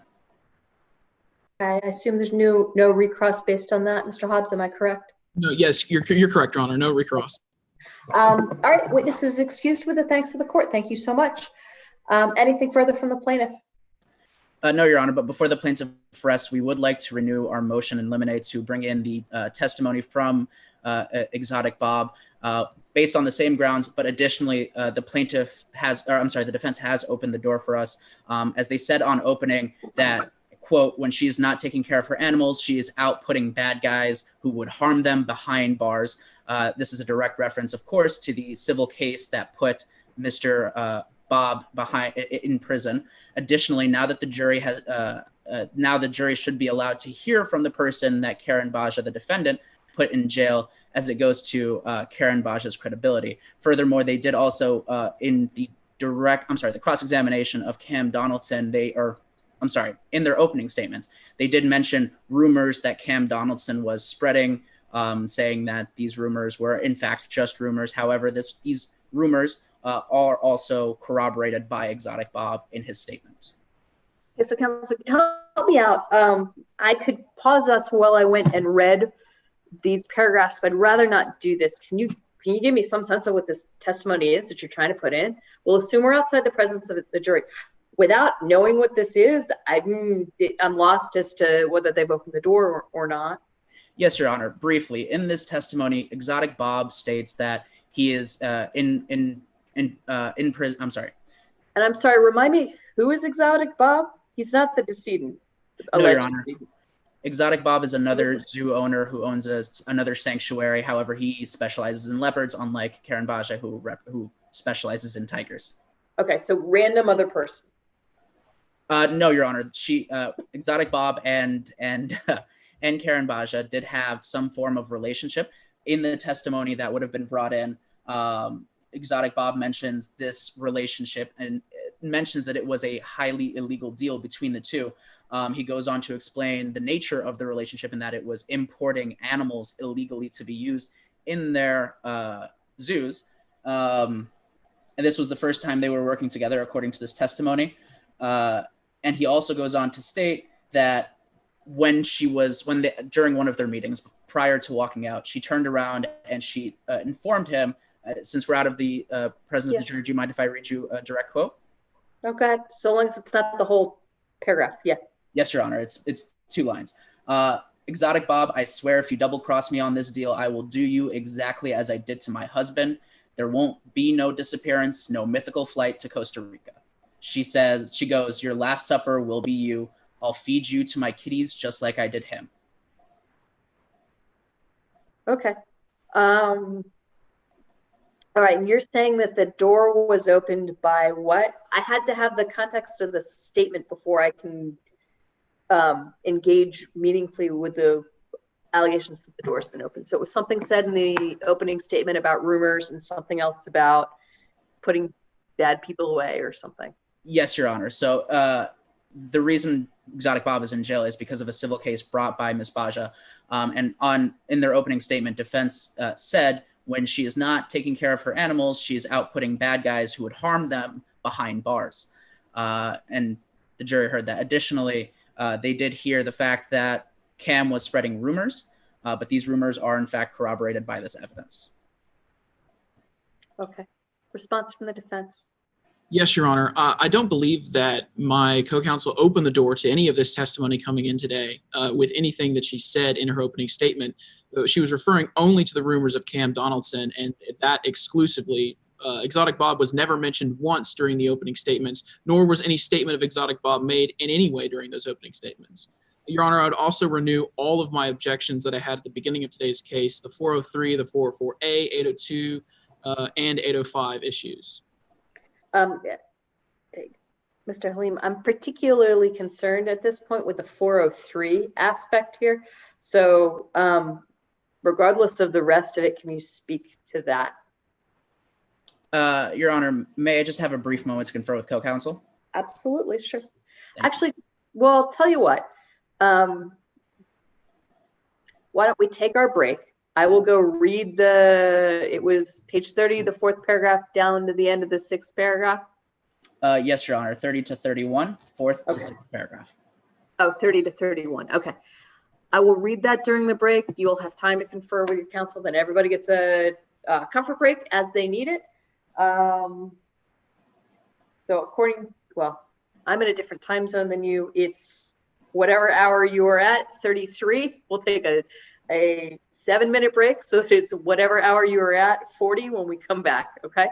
Your Honor, before we go, can we briefly just request a time check upon our return? Sure, absolutely. Yep. Thank you.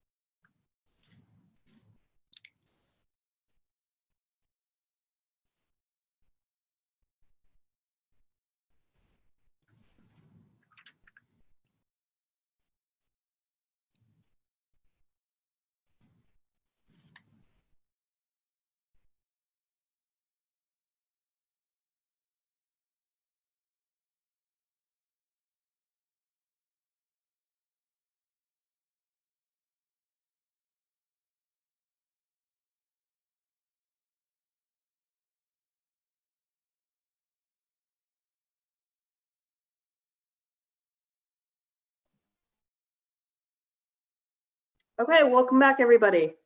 Had a chance to look at the statement. Okay, Mr. Halim, I believe you had the floor last we were talking. Yes, Your Honor.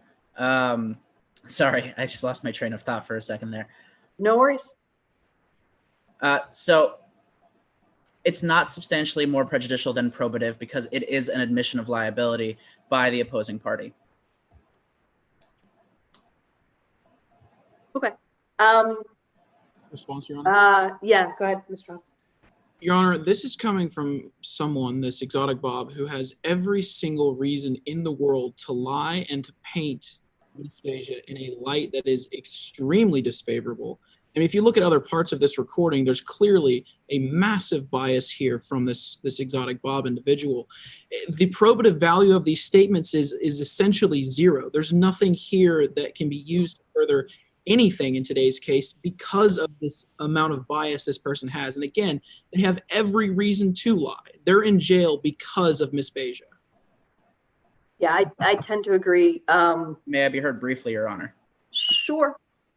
Your Honor, while they are in prison because of Ms. Baja, they are still taking this risk of releasing this information to the public because they are not necessarily in prison for whatever they are claiming, that whatever they are stating in the video.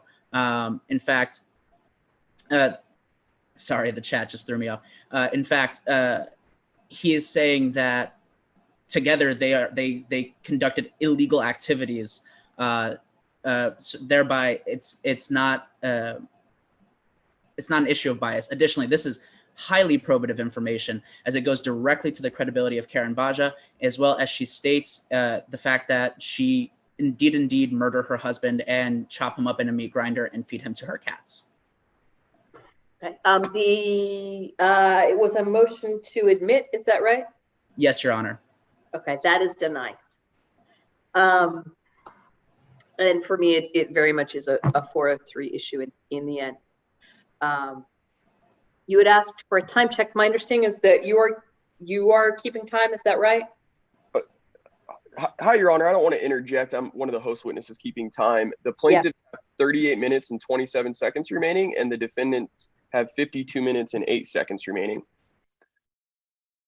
Okay, great. Everybody get that? Yes, Your Honor. Okay, wonderful. All right, anything further before we begin with the defense case? If the defense is putting on a case. Yes, Your Honor, but before we call our first witness, we'd like to make a motion. May we be constructively heard outside the presence of the jury? You may. Yes, Your Honor. At this time, the defense moves for a judgment as a matter of law. Since the plaintiff has been fully heard as to their entire case in chief and in a light most favorable to the non-moving party, that being the plaintiff in today's case, we believe they have failed to prove sufficient facts that a reasonable jury could find for the plaintiffs on element 2 and element 4 that they are required to meet today. Those elements being that Ms. Baja either intentionally or recklessly caused the death of Lou Donaldson, and that intentional or reckless conduct was the cause of Cam Donaldson's damages in today's case. We've heard no evidence suggesting that anything that Ms. Baja may have done to kill her husband. Nothing that I can think of, Your Honor. Okay, response. Your Honor, just a point of clarification before I respond. Opposing counsel said multiple different elements. I wanted to clarify as to the first one. It was elements 2 and 4. Was that right, Mr. Hobbs? Yes. 2 being? The 2 being the defendant's intentional or reckless conduct causing the death of Lou Donaldson. Okay, thank you. Your Honor, viewing the facts in the light most favorable to the plaintiff, we have presented a prima facie case of wrongful death. Specifically, we have shown that the defendant admitted that Lou Donaldson was dead in her, in obtaining the judgment from the probate court and getting the $5 million estate and the life insurance policy. We've also shown that the defendant threatened to kill Lou Donaldson, and further that the deceased believed that the defendant would be the cause of his death. We also showed that the defendant forged a new will to ensure that she would be the only one to benefit from Lou Donaldson's death. And further, that no one has seen, heard from, or been able to find Lou Donaldson since the last time he was seen alive.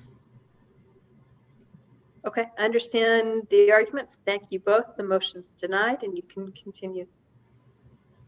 Yes, Your Honor. At this time, the defense would call Chris Renard to the stand. Okay, Mr. Renard, you've already been sworn, and counsel, you may proceed. Yes, Your Honor. Good evening, Investigator Renard. Would you please introduce yourself to the members of the jury? Hi, good evening. My name is Chris Renard. And Chris Renard, what do you do for a living? I work with the Summit Life Insurance Company as an investigator, a claims adjudicator. I've been working there for a while now. And exactly how long is a while? No, over 20 years. And in all of that time that you've been working there, what sorts of issues have you been working with? Well, I specialize in handwriting and signature identification. And, in my role, I'm looking at altered documents or potentially fabricated documents to see whether or not my life insurance company, Summit Life, should be paying out on claims that are submitted to us. And what is the default position of Summit Life Insurance when it comes to paying out a claim? I know it can be always tough for people to hear, but an insurance company is a business, and the default position would be to deny claims. Now, I want to talk about the reason that you're here today. Were you hired by Ms. Beja? No, I wasn't. So why did you conduct your investigation? Well, I conducted my investigation as a representative of Summit Life Insurance. We had a life insurance claim submitted to us, and the CEO and my boss asked me to look into this claim. Without going into the details of your conclusion, were you able to come to a conclusion in today's case? Absolutely, yes. Now, before we get to that conclusion, I want to cover some of your educational and experiential background for the members of the jury so they can better understand how you're able to come to the conclusions that you are. You already said that you had 20 years of experience with Summit Life Insurance. What did you do before that? Well, I worked with the Statesville Bureau of Investigation in the crime lab, and in my position there, I was a certified document examiner. And before you worked at the crime lab, did you receive a bachelor's degree? I did, yes. I have my bachelor's degree in criminology from Summit College. And did you have to have any sort of training before you were able to join the state's crime lab? Yes, I attended the Statesville Police Academy, and then when I joined the crime lab, I received additional training and certification in forensic document examination. Now, you just mentioned the certification in forensic document examination. How have you maintained that certification? Well, I'm certified by the Board of Forensic Document Examiners and by the Association of Certified Fraud Specialists, and I maintain my certification by attending a seminar, annual trainings, and continuing education, reading literature in my field. And in keeping up with that training, have you been able to come to a conclusion for today's case? Yes. So in coming to that conclusion, what sort of information, facts, data, documents were you able to review? Well, I was able to review numerous documents. First, the will, the will in question.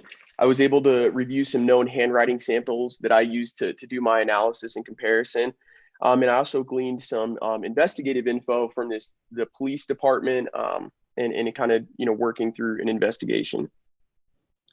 And in taking that data and those interviews you were able to conduct, did you apply the principles and methods that are used in your field to those facts and data?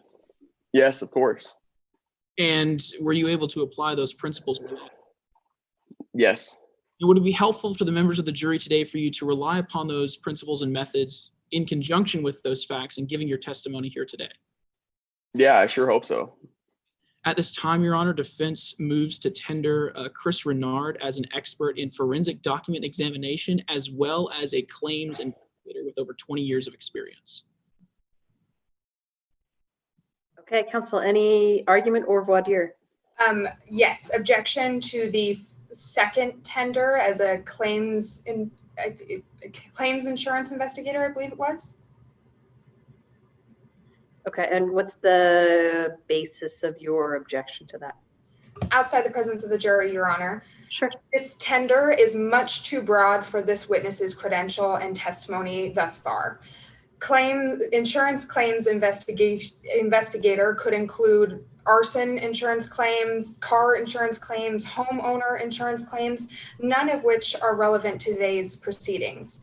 Further, this witness does not need to be tendered as an expert in any sort of claims investigations in order to explain the process of such investigation. It is lay testimony that does not need expertise, and tendering him as such would be would allow the jury to rely on his statements with higher credibility. Okay, Mr. Hobbs. Yes, Your Honor. I'm fine with limiting the tender to just life insurance claims investigator. I don't really know that, I mean, he's over 20 years of experience in this area, and as a disjunctive test in Rule 702, the expert has the requisite experience to testify as to professional opinions made with that 20 years of experience investigating specifically life insurance claims. Does that take care of your concerns? No, Your Honor. It is still, any investigation is still lay testimony that does not require him to be tendered as an expert in this case. The only reason to tender him as an expert as investigations would be to likely, if backdoor and hearsay statements. Well, I don't know that it will allow them to do that given the limits of 704, 705. I'm not sure really whether it's necessary or relevant, but I'm not going to dictate how counsel tries his case in terms of that. I'll permit it in that I think there's enough of a background there to accept him as such. Doesn't mean the opinions will all be relevant. So if they're relevant, objections will come. But in terms of the tender, he's accepted by the court as an expert in forensic document investigation and life insurance investigation. Yes, Your Honor. Now, investigator, could you tell the members of the jury what your overall conclusions were for today's case?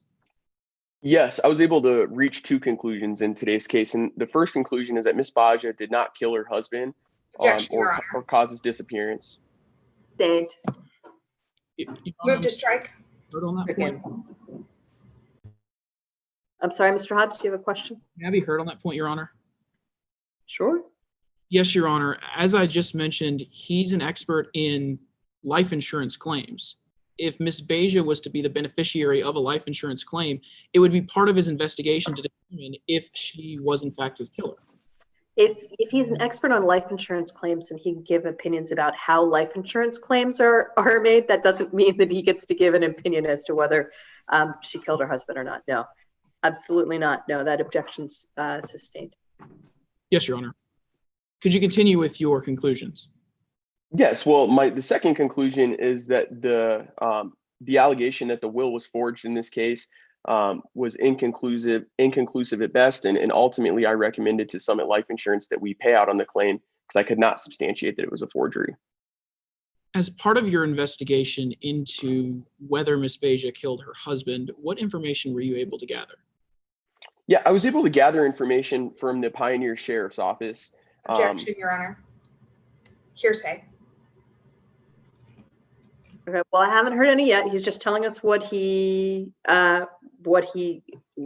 of information he gathered. If he gets into a statement, we'll address it at that point. So at this point, that's premature and overruled.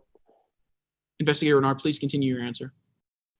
Yeah, I was able to gather information from the Sheriff's Office, specifically that Ms. Baja had an alibi, that she was never named as a suspect, and that there was no DNA or blood found by the Sheriff's Office.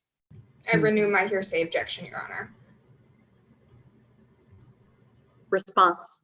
Yes, Your Honor. This does not go to the truth of any of these statements, but merely the effect on the listener as to coming to his conclusions in today's case. I'm not using them for the truth of the matter asserted, and I don't intend to offer them as truthful at any point during today's trial. May I be heard, Your Honor? You may. Outside the presence of the jury? Yep. These statements do not satisfy the reverse balancing test in order for the statements to be elicited. They are not substantially more probative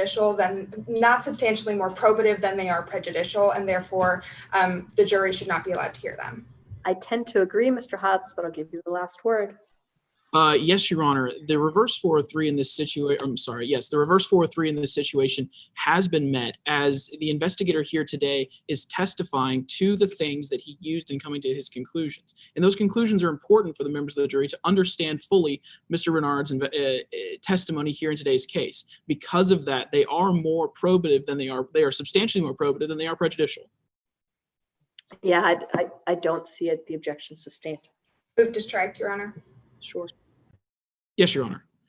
I want to move on to the second conclusion that you came to in today's case. Could you tell us what that conclusion was? Yeah, the conclusion was that the allegation that the will was forged was inconclusive at best. Ultimately, there were sufficient similarities that made me confident in recommending to Summit Life Insurance that we pay out on this claim. And in looking at the signatures, in your opinion and in your experience, what can change the signature over time? A variety of factors.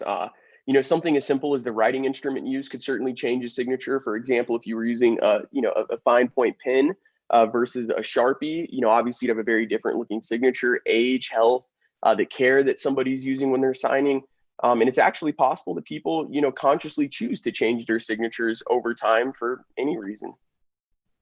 I want to move on to something else that you examined during your investigation in today's case.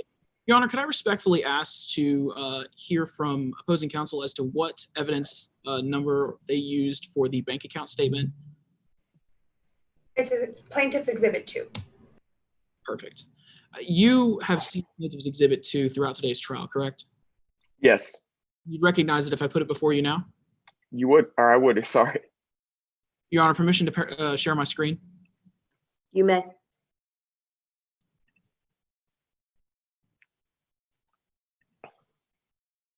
All right. So Investigator Renard, do you recognize this document? Yes, I do. And could you tell us what this document is? Lou Donaldson's bank account statement. And based upon what you've heard today, who at Wild Wildlife was in charge of getting supplies for the animals at the Emporium?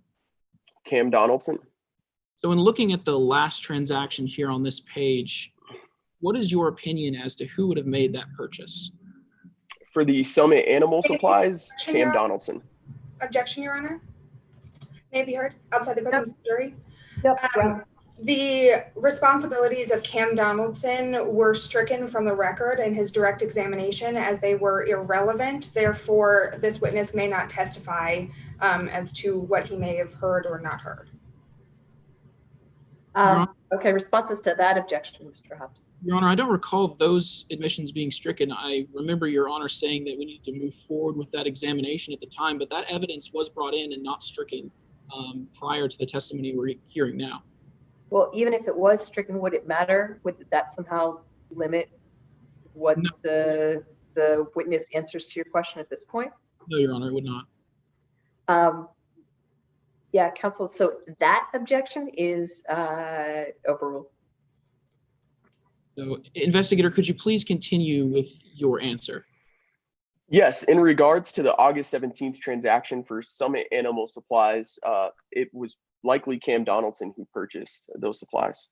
And so, speculation. Yeah, Mr. Hobbs, I don't know what you're going to say about that one.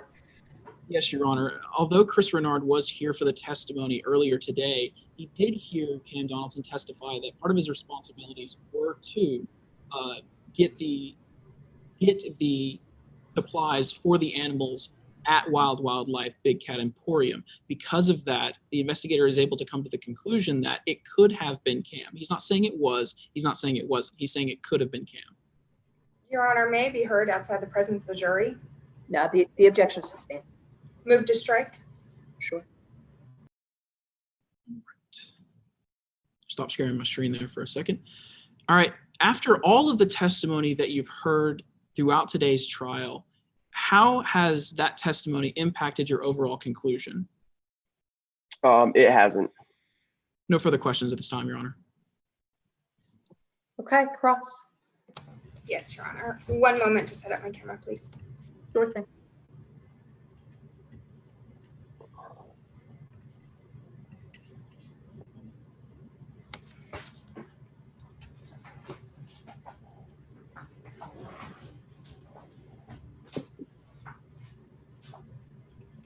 May I proceed? You may. Mr. Renard, you admit that it is possible that the signature on the June 14th will is a forgery, correct? Possible, but unlikely. Permission to publish what has been entered into evidence as plaintiff's exhibit, I believe 5, the signature compilation made by Chris Renard. You may.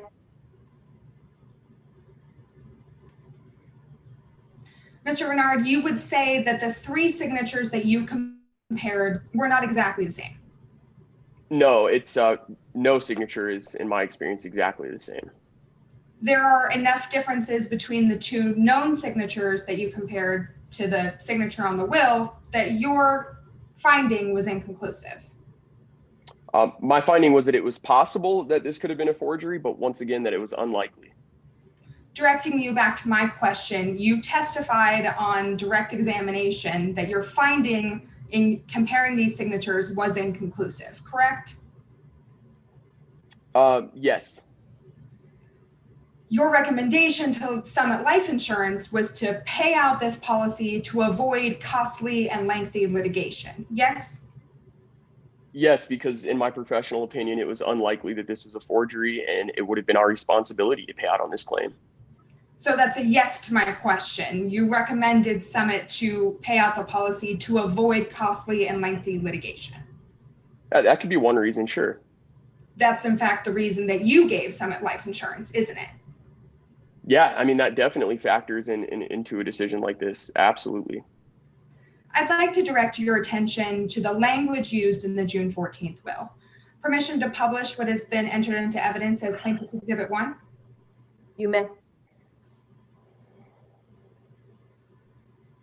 This will states that if I should die or disappear, I give to Karen Baja absolutely all my real and personal property whatsoever. Did I read that correctly?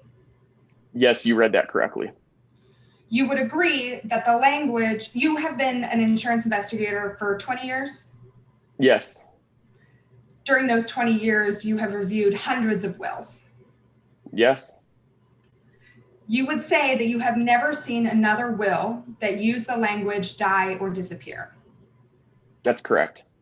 You'd also say that the language die or disappear was suspicious. Yes.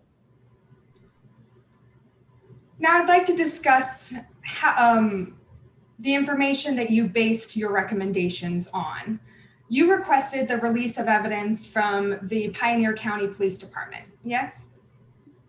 Yes, I did. They denied your request, citing the investigation was still ongoing. Yes. You have a contact in the Pioneer Police Department. Yes. That contact provided what you'd say nuggets of information on the investigation. Yes. You based your recommendation to Summit Life Insurance, at least in part, on that information. No. It's your testimony that you did not base your recommendation in part at all on the information you received from the police department. No, I was able to make my recommendation as to the will based on my forensic analysis of the document. Mr. Bernard, directing you back to my question, you testified on direct examination that you were asked to investigate 2 questions by Summit Life Insurance. Yes, that's correct. One of them was whether or not Ms. Baja had anything to do with the death or disappearance of Lou Donaldson. Correct.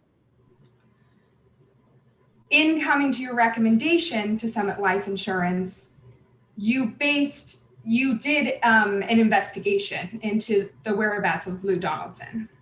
Yes. Part of that investigation was to request the release of evidence from the Pioneer County Police Department. Objection, Your Honor. Rounds. This question was asked previously in testimony, and answer was given. Chris Renard said that he did contact the police department, and so we're being asked that question again now. Now, this is witness control. I'm going to give her a little leeway. Yes, Your Honor. Go ahead. I'll re-ask my question. You requested the release of evidence from the Pioneer County Police Department, didn't you? Yes. They denied your request, citing the investigation was still ongoing. Yes. You have a contact in the Pioneer Police Department. Objection, Your Honor. Asked and answered. This is the second time we've been through this exact same string of questions. Your Honor, may I be heard outside the presence of the jury? Sure. I mean, I'm inclined to give you a little leeway, but it's sounding repetitive at this point. Go ahead. Yes, Your Honor. The witness has failed to answer my question, and I'm just laying the proper foundation to make sure he's understanding my questions properly. Okay. Or you could just impeach him, but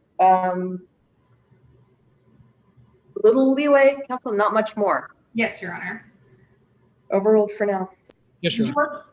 Your contact in the Pioneer Police Department provided you nuggets of information on their investigation into Lou Donaldson's disappearance.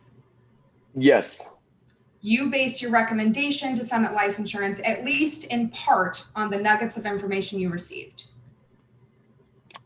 Again, I was able to reach my recommendation by doing my forensic document analysis. So no, not necessarily. Mr. Renard, directing you back to my question, you did base part of your conclusion on the nuggets of information you received. No, not as to the validity of the will. It is your testimony today that you did not base any conclusions on the information you gave. No, Counsel, not. You've asked that like 4 times now. He said no a lot. Yes, Your Honor. You prepared a report for today's case, correct? Yes, I don't know if it was for today's case. It was for Summit Life Insurance. In that report, you knew it was important to be truthful. Of course. And it was important to be accurate. Absolutely. To be complete. Absolutely. You also signed your report. Yeah. Attesting that it was truthful? Well, there was certainly no, I mean, I guess I'm a little confused because I didn't take like an oath or anything when I signed my report, but obviously in my position, I'd want to be truthful to my employer. You signed your report that it was complete? I never signed it saying it was complete. I guess I'm just a little confused by your questions. Marking Chris Renard's report, which starts on page 37 for identification as plaintiff's exhibit 7. Your Honor, if they're entering this entire report into evidence, I would object to hearsay within hearsay. But Mr. Hobbs, she's just marked it. She's not moving it. She's only marked it. So if she does that, I'll entertain that objection at that point. But at this point, it's premature. Go ahead, counsel. Yes, Your Honor. Mr. Renard, do you have a copy of your report in front of you? Yes. Directing your attention to the first page of the report, 4th full paragraph. Okay. In that report, you state,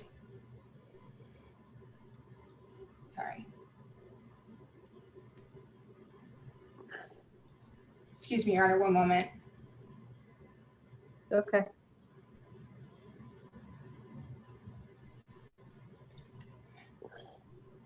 It's always easier when your partner can just hand it to you. Yes, Your Honor. In that paragraph, you state that the sheriff's office that you were,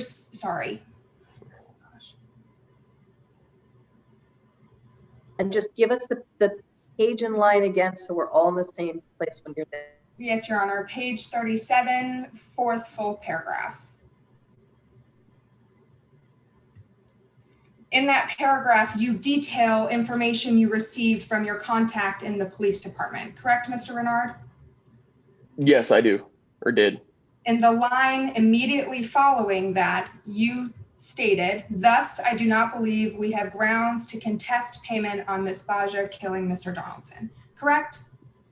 Yes, but that didn't have anything to do with the second conclusion, which was about the forgery of the will. Objection, Your Honor. Improper impeachment. As my witness just stated, his answer was to her question as to the payment of the will, not to the payout of the life insurance policy. Those are two separate things in today's case, and he has been answering her question about this life insurance policy and not the will. Or about the will and not about this life insurance policy. My bad, I got that twisted.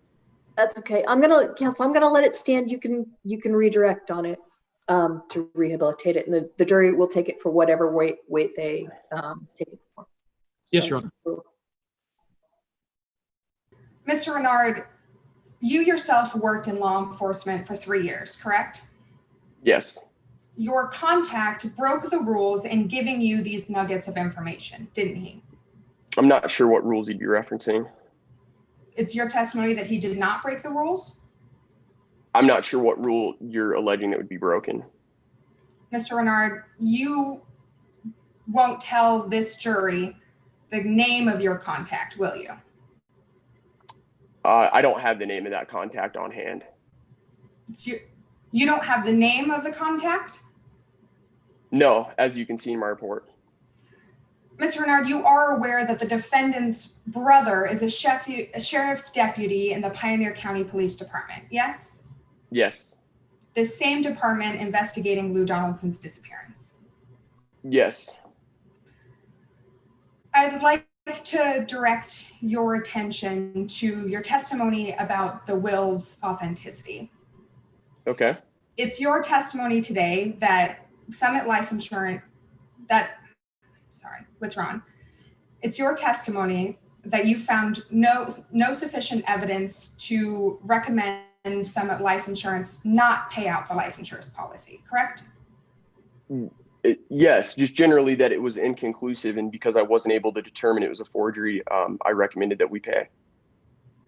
You did not consider Lou Donaldson's application for a temporary restraining order in coming to that recommendation. I certainly reviewed, that information, I think, in Mr. Pride's report, but no, it wasn't something specifically that I referenced in my report. You didn't even consider the application for a temporary restraining order in coming to your report, correct? No, not to do a forensic document examination. That temporary restraining order application was filed on June 12th, 2012, correct?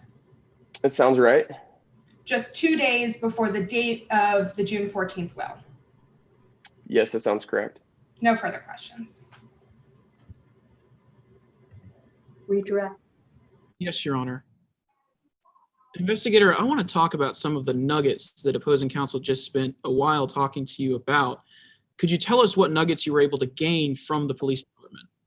Yeah, absolutely. I was able to gain a variety of information from the police department. First was that Ms. Baja had an alibi, at least in part, for some of the night when it's been alleged that she caused her husband's disappearance. The police department never named Ms. Baja as a suspect or never even suspected any foul play. And they never recovered any blood or DNA that would support that Ms. Baja had anything to do at all with Mr. Donaldson's disappearance. And now we've heard a couple of times from opposing counsel that you, and myself during your direct examination, that you came to two different conclusions. Were those conclusions interrelated or were they separate conclusions? Completely separate. I was asked to look into the allegation of the disappearance and the murder, and then to conduct a forensic document examination. So for that reason, they were separate conclusions. And with that first conclusion, what was that? That first conclusion is that Ms. Baja did not kill her husband or likely cause his disappearance. And with that second conclusion, what was that? Doing my forensic document analysis and obtaining, analyzing, comparing the known handwriting samples. I'm sorry, I think I was muted. Yeah, hang on there, Mr. Renard. Your objection is as to what? As to the ultimate issue, as to the first conclusion. Yeah, I'll still sustain that, Mr. Rogers. Granted, you've gotten about as much out of the additional grounds in the redirect as I'm going to give you in terms of the leeway, but yeah. Yes, Your Honor. Mr. Renard, could you just repeat that last conclusion for us? Yeah, so my second conclusion was that the will was likely not forged, or it was inconclusive at best. I performed a forensic document examination and obtained known handwriting samples, analyzed and compared. There were sufficient similarities, and I could find no distinct evidence that this was a forgery, and recommended to Summit Life Insurance that we should pay out on the claim. No further questions at this time, Your Honor. Okay. Counsel, any recross based on that? I would assume there's not. No, Your Honor. Okay, witness is excused. Mr. Renard, thank you so much. Defense, I think you got another one for us, perhaps? Yes, Your Honor. At this time, the defense would call Deputy Carl Bannister by deposition. Oh, okay. I assume there's some kind of a rule that says that you guys can do that. Your Honor, it's stipulated too that Deputy Bannister is unavailable in today's case under Rule 804A, and under Rule 804B, this is prior testimony that was subject to development by both sides of this case. In this examination, we see a Ms. Concy and a Mr. Keys, both of whom represent the defense and the plaintiff in today's case. So both parties have had an opportunity to develop this testimony as part of the deposition. Did you let counsel know what, are you reading all of it? Are you No, reading portions of it? I'm happy to indicate now where I'll be starting and where I'll be ending, if that's okay. So did you talk to counsel in advance to let them know which portions you're putting in, to know if there's any objection? No, Your Honor, he did not. Did you have an opportunity to do that? Yes. You guys had a chance to talk. So here's the thing, counsel. I mean, am I correct that the chat functions are on? Do you have opportunity to chat here in Zoom?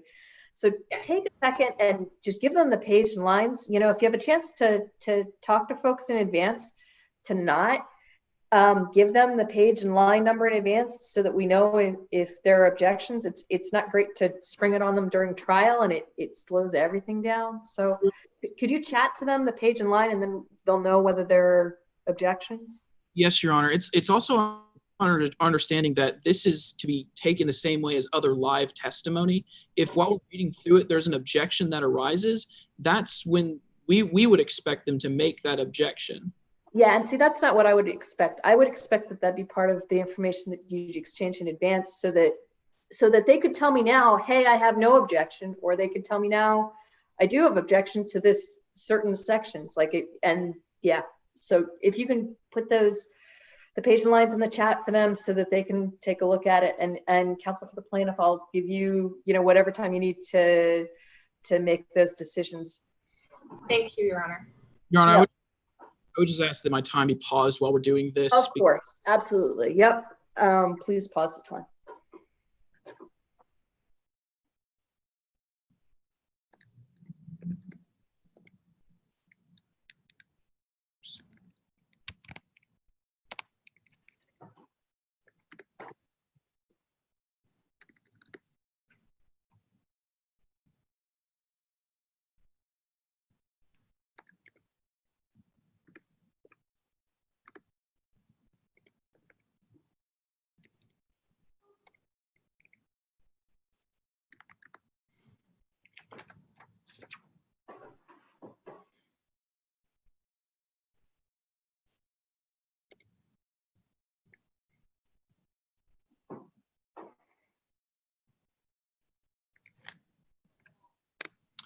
I have sent those page numbers and line numbers over, and those page numbers correspond with the page numbers as to the deposition itself, not to the overall page number. So the first page being the deposition of Carl Bannister with heading at the top, and then moving to through the document with that as page number 1.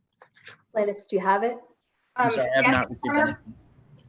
Honor. I received it, Mr. Halim, so it's okay. Your Honor, because there are no line numbers in the record, can I ask opposing counsel to please direct me to the questions being asked? Absolutely. The first question that I would be asking is about 3/4 of the way down Oh, page. maybe in the chat outside the presence of the jury. I mean, we can, Your Honor, can we just do this at sidebar? Well, I'm seeing if I'm allowed to create a breakout room. I'll put you in a room if I can, because then you can just talk, and we don't have to, this is the conversation that should have happened before the trial. Oh,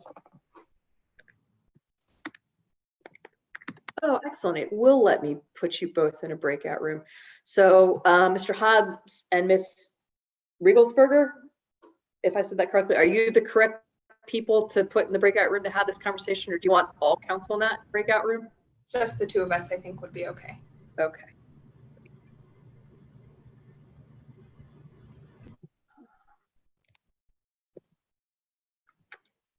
Okay.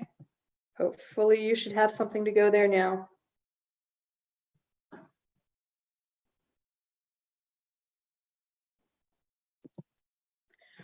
Members of the jury, let me say, I'm so sorry this delay is happening, but I want to make sure that council has an opportunity to know what they're facing here coming up. So hopefully by them talking in person in real time, hopefully that'll speed this up to get us back moving as quickly as possible.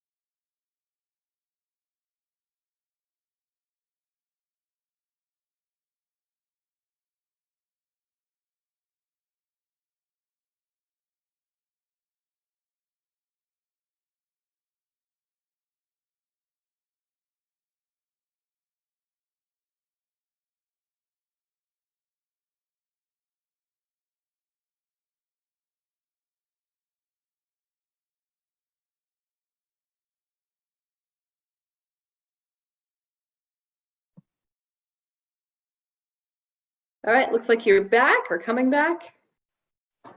Yes, Your Honor. I believe opposing counsel is looking over what I've indicated to her, and she'll be back right now. Great.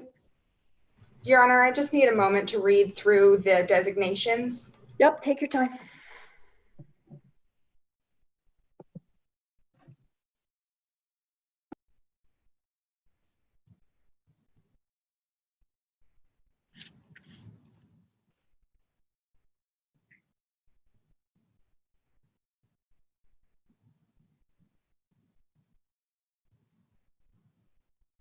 I do have multiple objections to this testimony coming in, or the portions of this testimony. Would you like me to start it in turn? Yeah, please. Starting with at the bottom of page 33, the question and answer that said, do you remember what time? Well, it was a normal outside the presence of the jury. Yes. I was answering patrol calls and I got a personal call from Karen. And I'm sorry, can someone give me the overall page number in the file so I can put this in front of me while we're having this conversation? 33 of the record. Okay, got it. So it's the bottom of page 33. Yes, or sorry, the top of page 44 in the answer. Okay. This is hearsay without an exception. Response, and I assume you're saying not it's the hearsay within the statement itself. It's not hearsay, yes. the whole thing. Yeah. Hearsay within hearsay. Got it. Okay. Mr. Hobbs. Yes, Your Honor. As to that statement right there, it goes to the effect that this had on Deputy Bannister. It goes to what he had his presence and suppression that evening, and we don't intend to offer it for the truth of what it is asserted there, but only that it was his understanding of that was what was going on. Also, I don't see that Ms. Beja has said anything here to Deputy Bannister. There's no statement given here at all. So because of that, there isn't hearsay. All of this is merely his recollection. There's no indication that she told him any of this. Okay, so counsel for the plaintiff, why don't you start with that? Yes, Your Honor. As the beginning or the page before, the last two lines, this was information he received over a personal phone call and therefore is hearsay. As to the effect, whether or not she went to the grocery store late at night to get milk or something for newborn cubs has no bearing on what Mr. Bannister did next. And the So second, counsel, I'll pause you there, Mr. Hobbs. What is the relevant effect on the listener that you're saying that statement had? Yes, it goes to why Deputy Bannister took the actions that he later took in going to pick her up, and why he picked her up, and why she would needed help in the first place. So it does go to his actions that he took in the future in dealing with why he was even needed by his sister that evening. Which is relevant how? Yes, Your Honor. It goes to the second element in today's case, as this is the alibi of the defendant, and you're going to have an opportunity to hear from Ms. Beja in a few moments that this is indeed what happened that evening. It goes to show that it is less likely that on the evening of, in the early morning of August 18th, 2012, that Ms. Beja, through intentional or reckless conduct, killed her husband, Lou Donaldson. And that's why this is relevant today. Wait, the effect has to be relevant. What's the relevant effect on the case? Like, you're jumping from the statement had an effect on the listener to this is the case we have to prove. There's like a distance in between. What is the relevant effect it had on the listener, this statement? Yes, Your Honor. This statement, again, goes to the actions that Deputy Bannister took.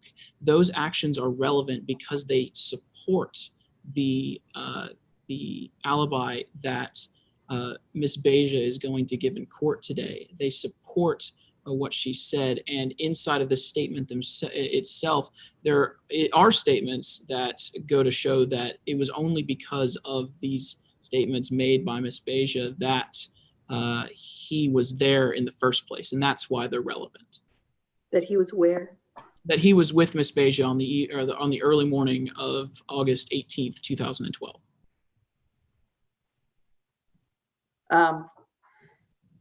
Okay. Plausible effect on the listener. I suppose it's a little hard to follow. Counsel for the plaintiff, do you have a response?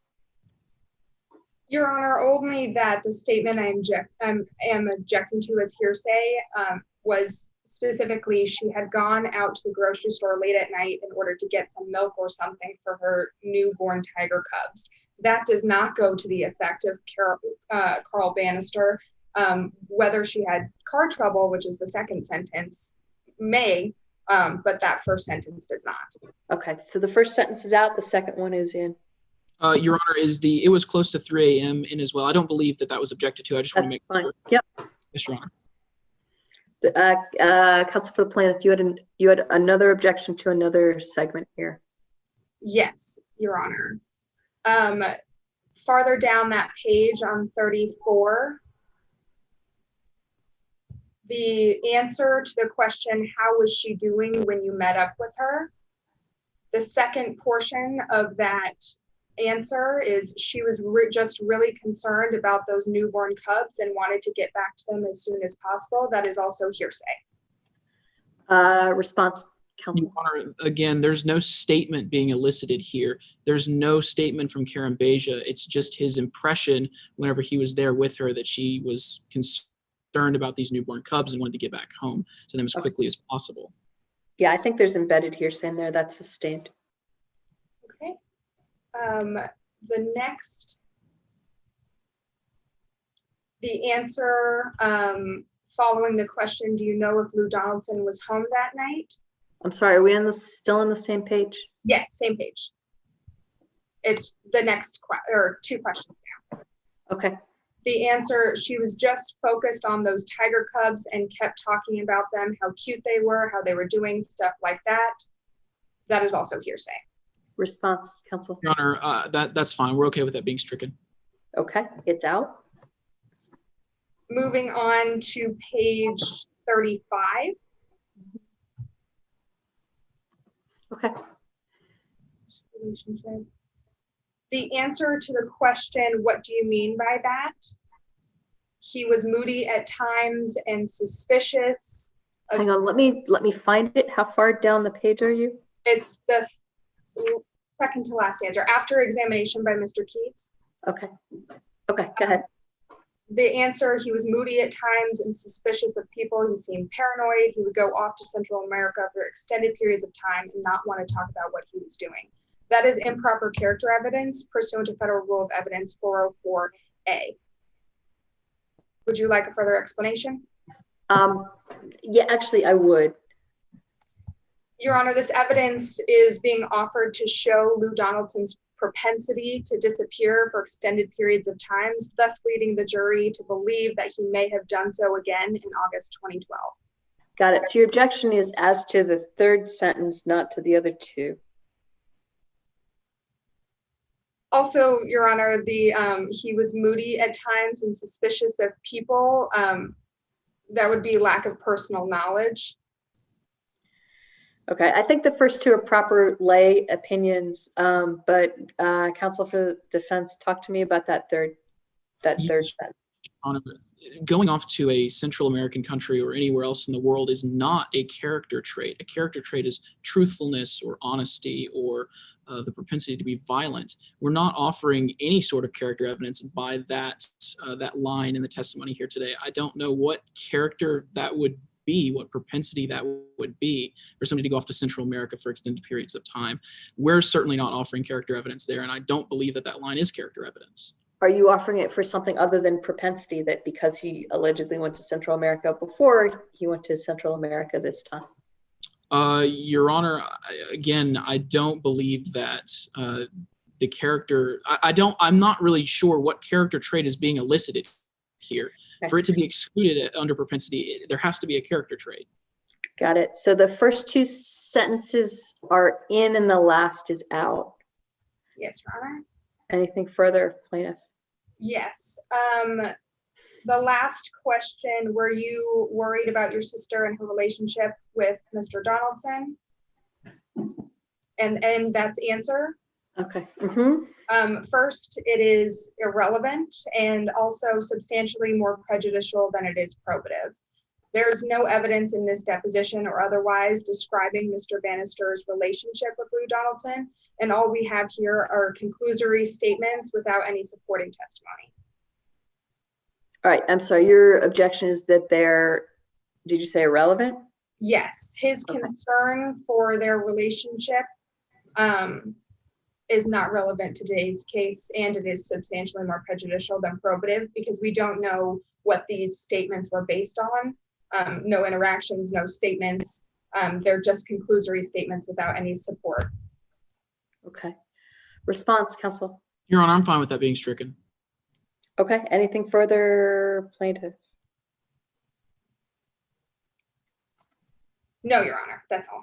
Okay. So here's the thing, guys. This is stuff that would have really been great for a motion in limine, and some of it could have been worked out in advance if we'd had those conversations in advance. I just note that in case for any future trials that any of you may have in the future, you'll decide your strategy, of course, with whatever advisement you take. But I think that's resolved, and counsel for the defense, you can proceed within those limitations.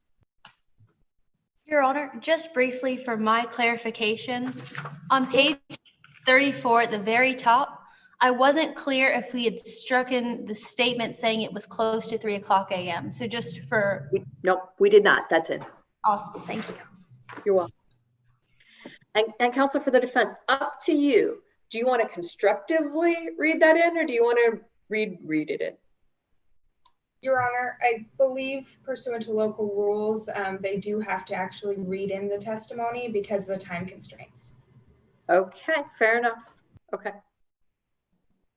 Starting with the first question, Mr. Arroyo, about three-quarters of the way down the first page. Okay, let me ask you about the night, early morning hours of August 18th, 2012. Do you remember that pre-dawn time? Yes, I do. How do you remember it? I was on duty that night, graveyard shift. So from 12 a.m. to 8 a.m. What do you remember about that time?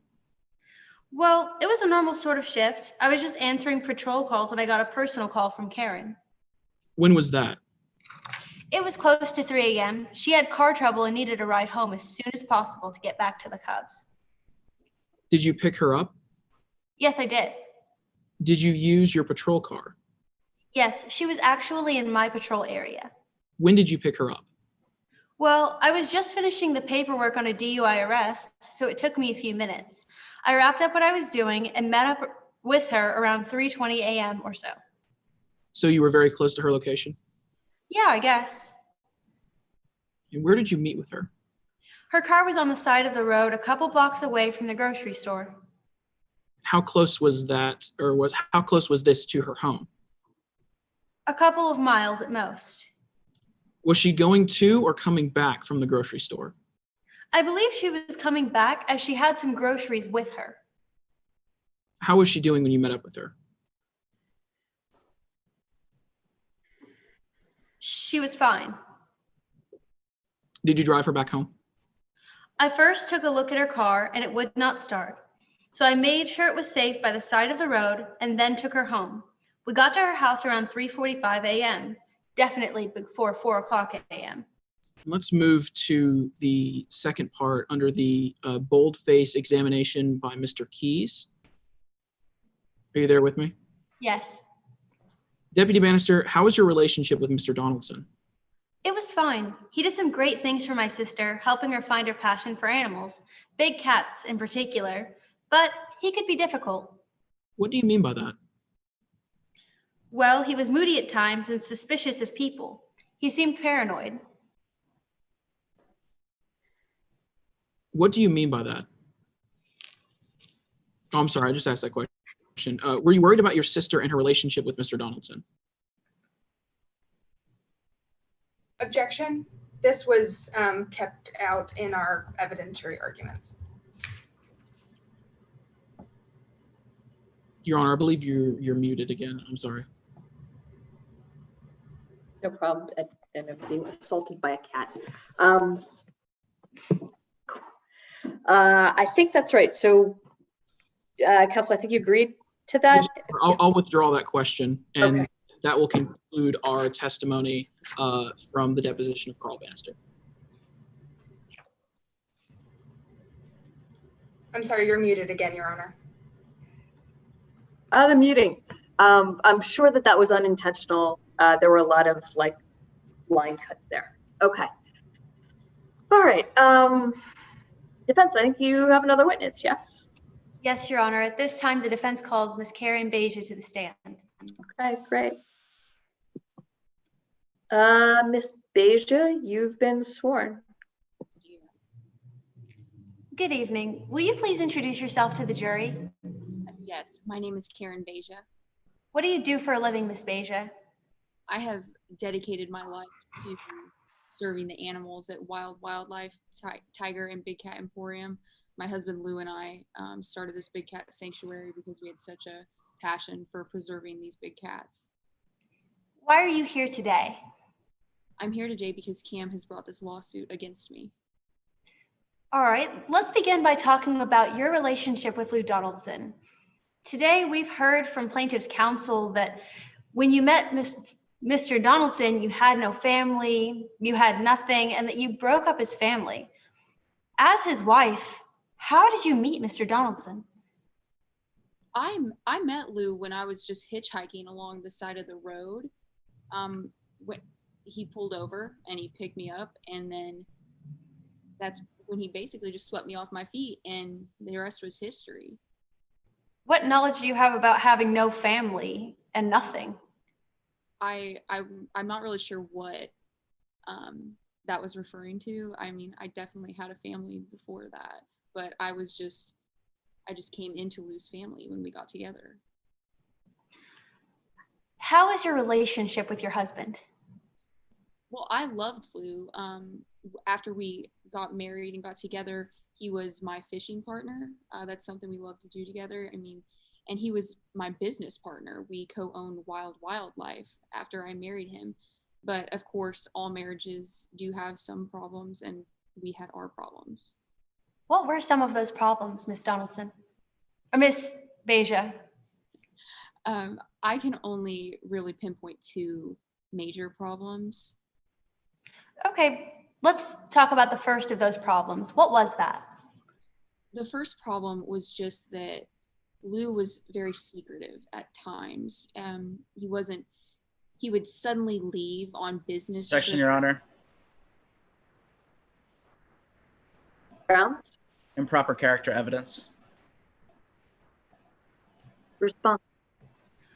Your Honor, the act of leaving is not character. This would be more so a habit of Lou Donaldson that he continuously left without notice and then would return. This was a consistent thing that happened throughout the course of their relationship, as Ms. Beja just stated. But this has nothing to do with Mr. Donaldson's character, so to speak. It was just an action that she had noticed and a personal problem in their relationship. May I be heard, Your Honor? You may. My objection wasn't to necessarily to leaving. I have no idea where that's going yet. My objection was to use the word secretive. That is character evidence as that shows propensity.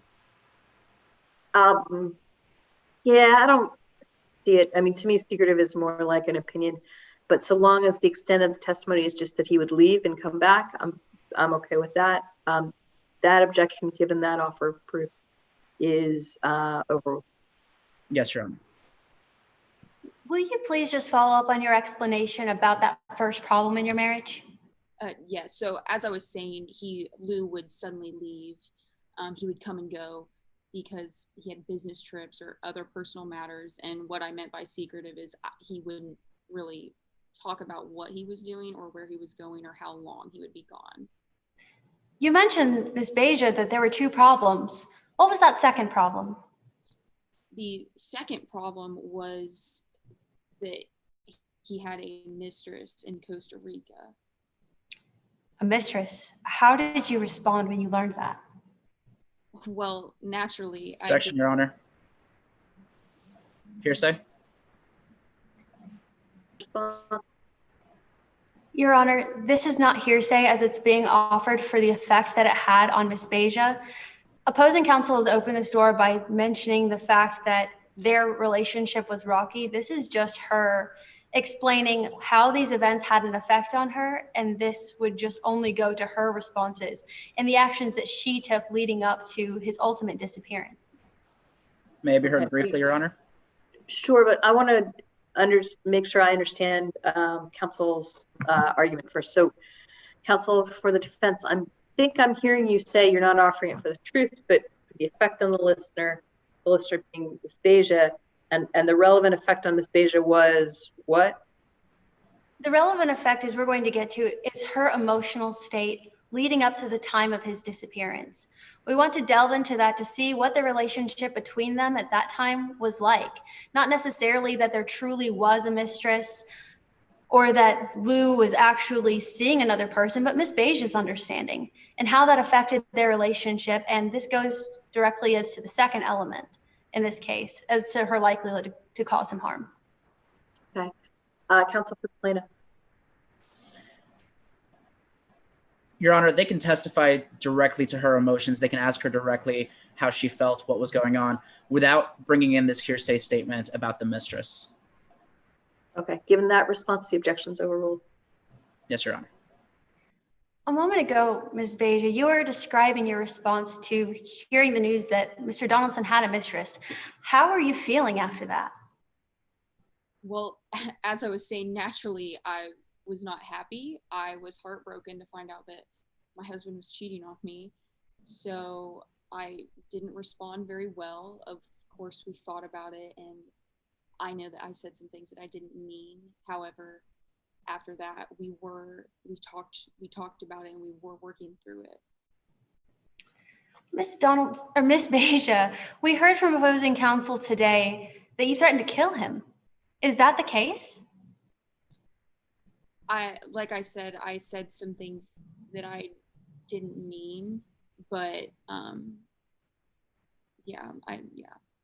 How did your relationship continue in the weeks following that argument? Like I mentioned earlier, we had talked about it and we were working through it. So I thought that it was getting better.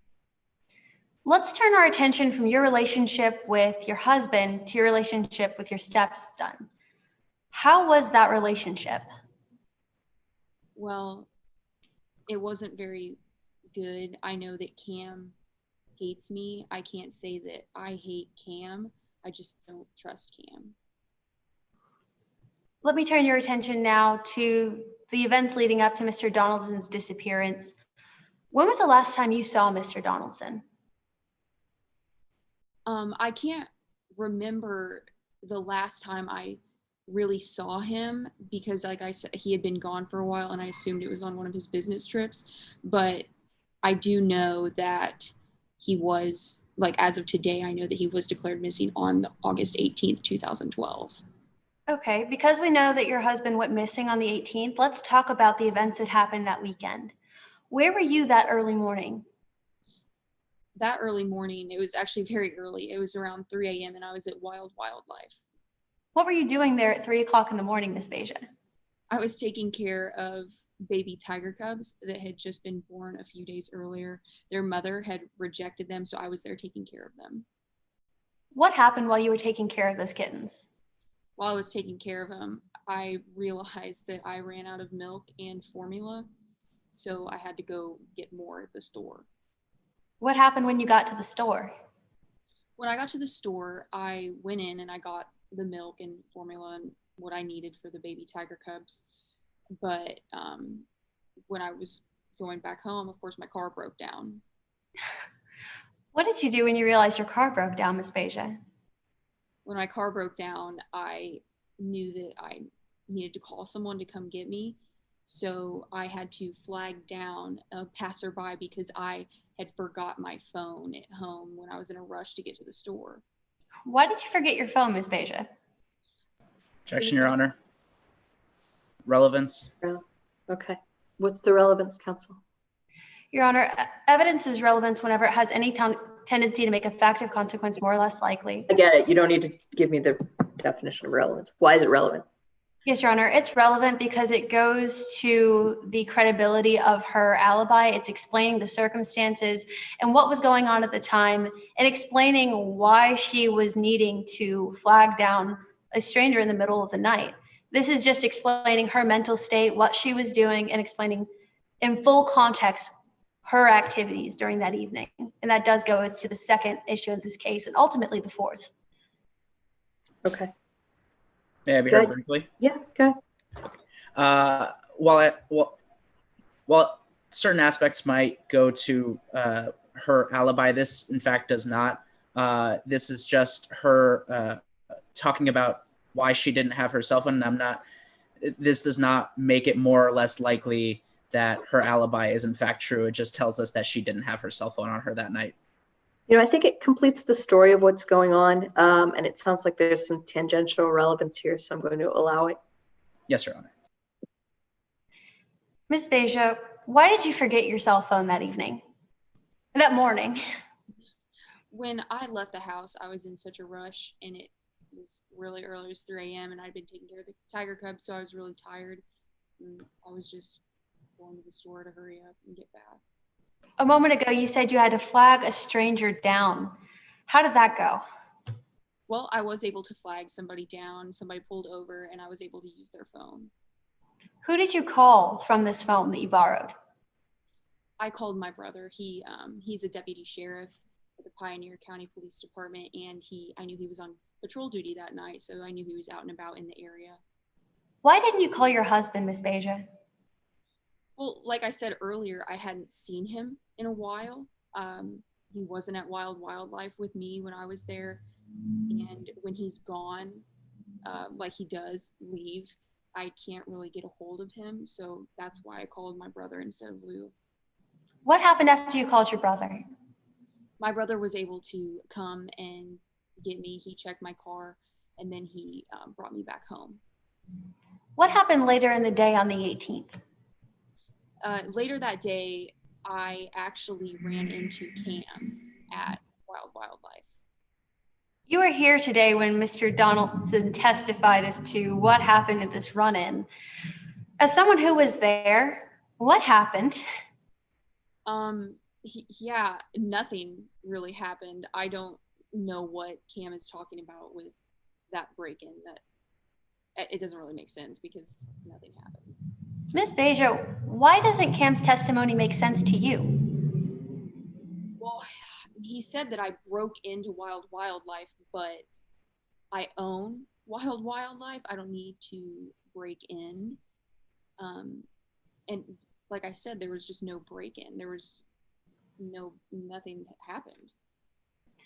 Now that we've covered the important events of that weekend, let's talk about what happened afterwards. Cam said today that you fired him on the 20th. As someone who works there, what really happened? I mean, I came to work on Monday, like usual, and Cam just, like, I didn't fire him. He just wasn't there. Okay. Let's talk about the police investigation that followed. What do you know personally about that police investigation? All I know about the police investigation is that the police did speak to me about Lou, but I gave them all the information I could, and the only thing I could really give to them was that he had this mistress in Costa Rica, so maybe he was there. Objection, Your Honor. Hearsay. Response. Your Honor, this is the same not for truth purpose that we mentioned before. This is just the effect that it had on her and the actions that she took towards these police officers in terms of the information that she was able to give them and her involvement with that police investigation. It's still not being offered for its truth that there was a mistress, but only to show what Ms. Beja did when she engaged with these police officers. Okay, sustained. Moving on, we've heard I'm sorry, Your Honor, briefly, move to strike. Granted. Ms. Beja, we've heard a fair amount today about a will. What do you know about Lou Donaldson's will? Well, I know it was Lou's will, so put whatever he wanted to in there. I'm just a witness to the will. Who decided what went into the will? Lou did. It was his will. Was this the first time you'd ever inherited anything from Mr. Donaldson? I mean, I was also the beneficiary of his life insurance policy, so that's another thing that I inherited. Were you involved at all in Mr. Donaldson's disappearance? Absolutely not. He was my husband, and although we had our problems, I still loved him. He was still my husband, so no, I did not have any involvement with that. No further questions at this time, Your Honor. Okay, Cross. Before I proceed, Your Honor, may I just have a brief moment to confer with co-counsel? Sure. Thank you.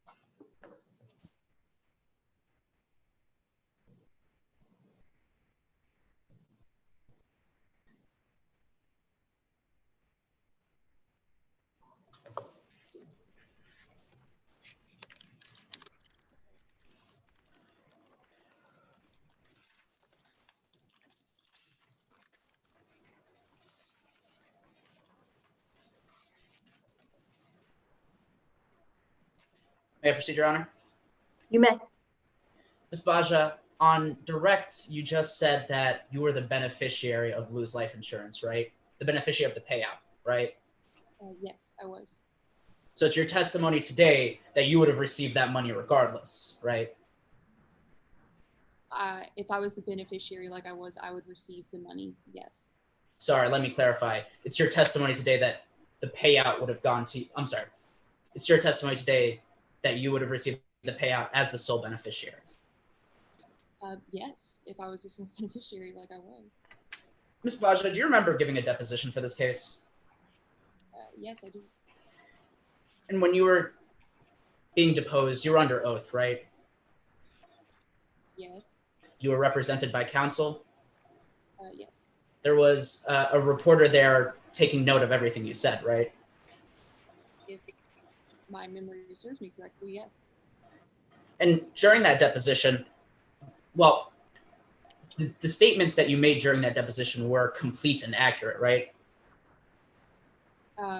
Yeah, as far as I knew at the time, yeah. And it included everything you knew about the case? Yeah, I mean, whatever they asked me, that's what I responded to, yes. You signed that deposition at the end, right? Attesting to its completeness and truthfulness, right? Yes, I did. Directing court and counsel to pages 43 through 46. Ms. Baja, nowhere, marking for identification as plaintiff's exhibit 8. Ms. Baja, do you have a copy of That's the witness's statement. Is that right, counsel? Yes, Your Honor. That is Ms. Baja's deposition.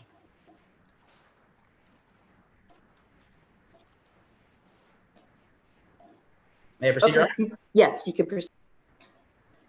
Ms. Baja, nowhere in this deposition did you ever say that you were the sole beneficiary of the life insurance payout, right? In my deposition? Yes, in your deposition. Was I asked that? I don't remember if I was asked that. Ms. Baja, that's not my question. My question, once again, if I could direct you back to it, is you never said that you were the sole beneficiary of the life insurance payout, right? I don't remember if that was in my deposition or not. Ms. Baja, you realize today is a wrongful death action, right? Yes, I do realize that. And you realize that Cam Donaldson is claiming that you killed his father. Yes, I'm aware. And you realize that Cam Donaldson is stating that you had no right to any of the estate, right? Yes, I'm aware of that. So you realize that saying that you were the sole beneficiary of the life insurance payout would have helped your defense today, right? Objection, Your Honor. This is an improper impeachment by omission because Ms. Beja has not had the opportunity to go to her deposition where she states that she did receive this payout. We've also heard testimony today from the expert that she was the sole beneficiary. And so she's sorry, counsel, you're saying she didn't have the opportunity to go to her deposition. I don't understand. Your Honor, he has presented her with her deposition, and he began to ask her questions about whether she had said this statement, but she was never given the opportunity to identify where in her deposition she is the beneficiary of this life insurance policy. Yeah, that's the nature of an impeachment by omission, the objection rule. So Ms. Baja, if I could redirect you back to my question now. Yes. You realize that informing the court through a deposition that you were the sole beneficiary of a life insurance payout would have helped your defense today, right? I'm actually not sure what you mean by that, but I do remember speaking about that in my deposition. Yes. You do? Yes, I said that the insurance payout was the $5 million. And yeah. I'm sorry, could you point me to that question, Ms. Baja? Sure, I can do that. It is on page 3 of my deposition. I believe, I think it's on page 3. This unfortunately does not have page numbers.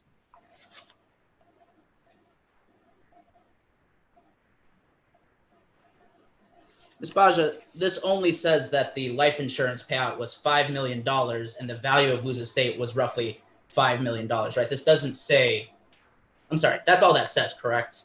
Right, and I'm responding to the question I was asked that you inherited about $10 million.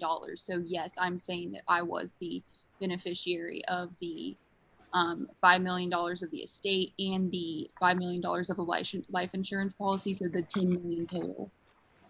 All right, Ms. Baja, I'll move on. Let's go back for a second and talk about the night you met Lou. You were 17 at the time, right? I believe so. Yeah, I don't really remember what age I was. I'm sorry, you don't remember what age you were when you met your husband? I know I was younger, yes. All right. Ms. Baja, you were hitchhiking at the time, right? Yes. You were alone, right? Yes, I was hitchhiking by myself. You had nowhere to go that night, right? I don't know about that. I was hitchhiking, sure, but Oh, so you were going someplace that night then? I mean, yeah, I was going to wherever I could find. All right. Ms. Baja, you come from a poor upbringing, right? Yes, I did not have a lot of money growing up. And that night, Lou saved you, right? He picked me up, yeah. I mean, you claim you love him, right? I do. I did, and I still do. You called him your soulmate, right? Yes. You called him your Prince Charming. Yes. In your words, he was a perfect man, right? Yes. And then in 2001, you married Lou, right? I did. As Lou supported you financially, correct? I mean, when I came into it, yeah, I was poor, so if that's what you're talking about, yes. Ms. Baja, let me redirect you back to my question. Lou supported you financially, correct? Yes, but then we became co-owners of Wild Wildlife. Once again, Ms. Baja, my question was simply Lou supported you financially, yes? Yes, when I came into the industry.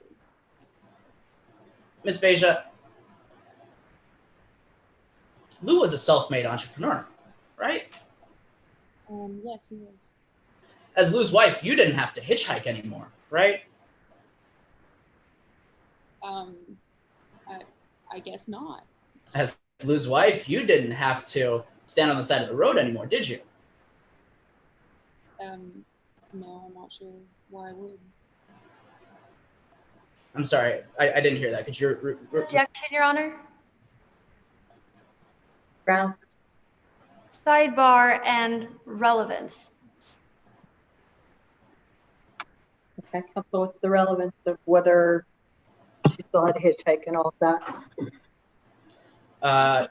Your Honor, this goes directly to, well, first it's laying the foundation. Additionally, it goes directly to the element of motive, as it'll show that she has become accustomed to a higher lifestyle.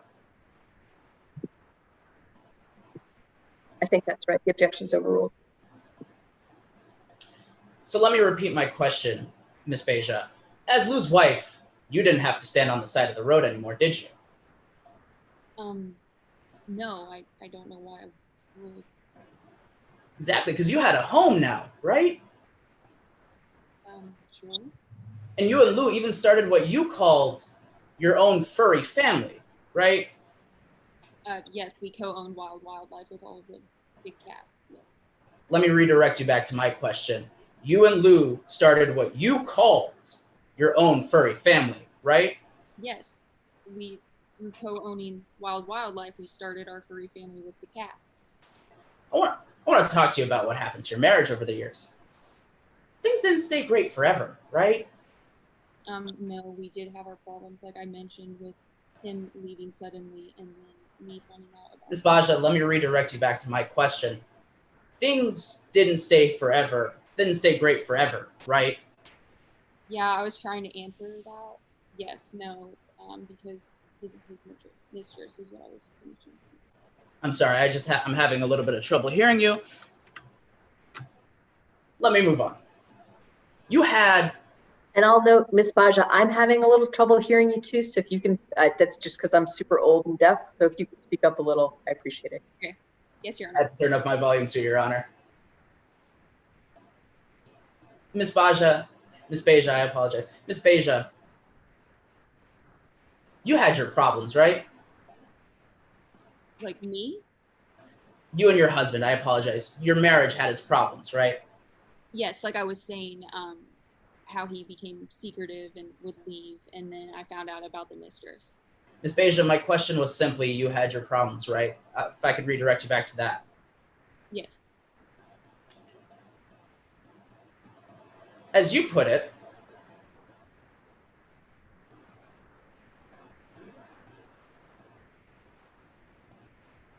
you claimed that you didn't know anything about Lou's travels, right? Yeah, all I knew is that he would go on business trips or other matters. You claim that you didn't know where any of his planes were, right? I know that he had a number of them, and I wasn't aware of all of them. Ms. Beja, let me redirect you back to my question again. You claim that you didn't know where all of his planes were, right?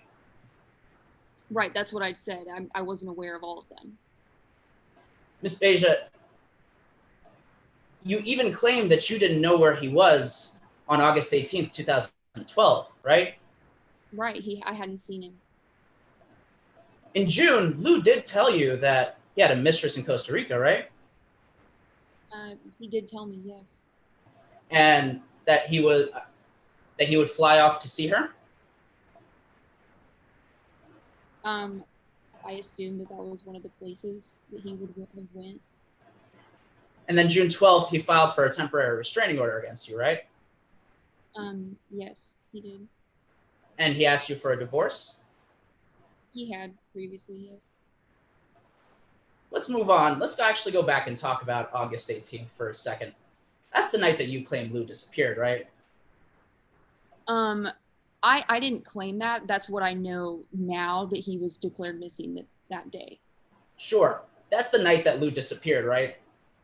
From what I know now, yes. But you were out at 3 a.m. in the morning, right? I was at Wild Wildlife. So you weren't buying milk and formula? Oh, well, I mean, yeah, I was there. I was at Wild Wildlife, and then I went to go buy milk and formula. Right. So you were out buying milk and formula at 3 o'clock in the morning, right? Yes. Because you had newborn kittens at Wild Wildlife, right? Yes. Directing court and counsel to what has been previously been admitted as Plaintiff's Exhibit 2. Permission to publish, Your Honor? You may. All right, that was a yes. I don't know if that.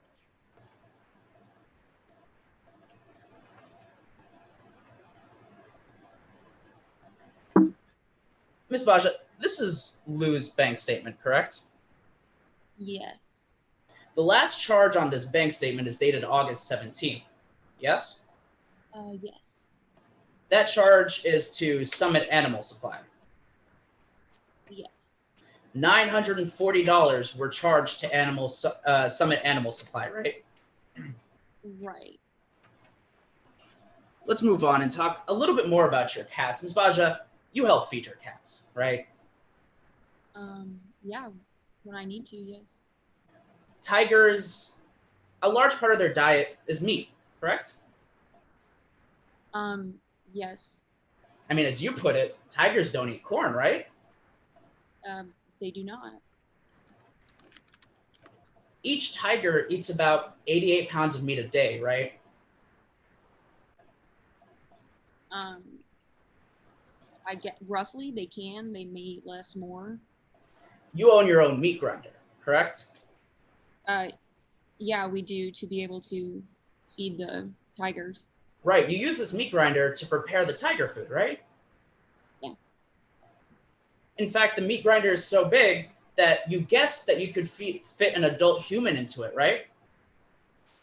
So I was asked that, and then my response to that was, I mean, I guess, because I wouldn't just come up with that myself, no. But Ms. Baja, let me redirect you once again back to my question. I asked you. Counts. Asked and answered. She did respond that yes, she had stated that in the past, but she was prompted. Overruled. It's cross. Ms. Baja, let me redirect you back to my question again. I asked you that you guessed that you could fit an adult human into it, right? Yeah, I guess it's possible. So that's a yes to my question. Yeah, sure.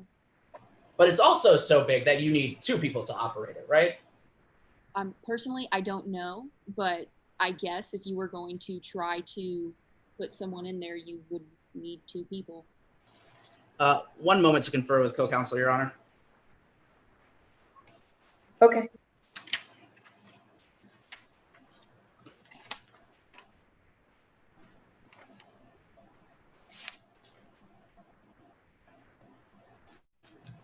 All right, may I proceed? I apologize. No problem. Sure.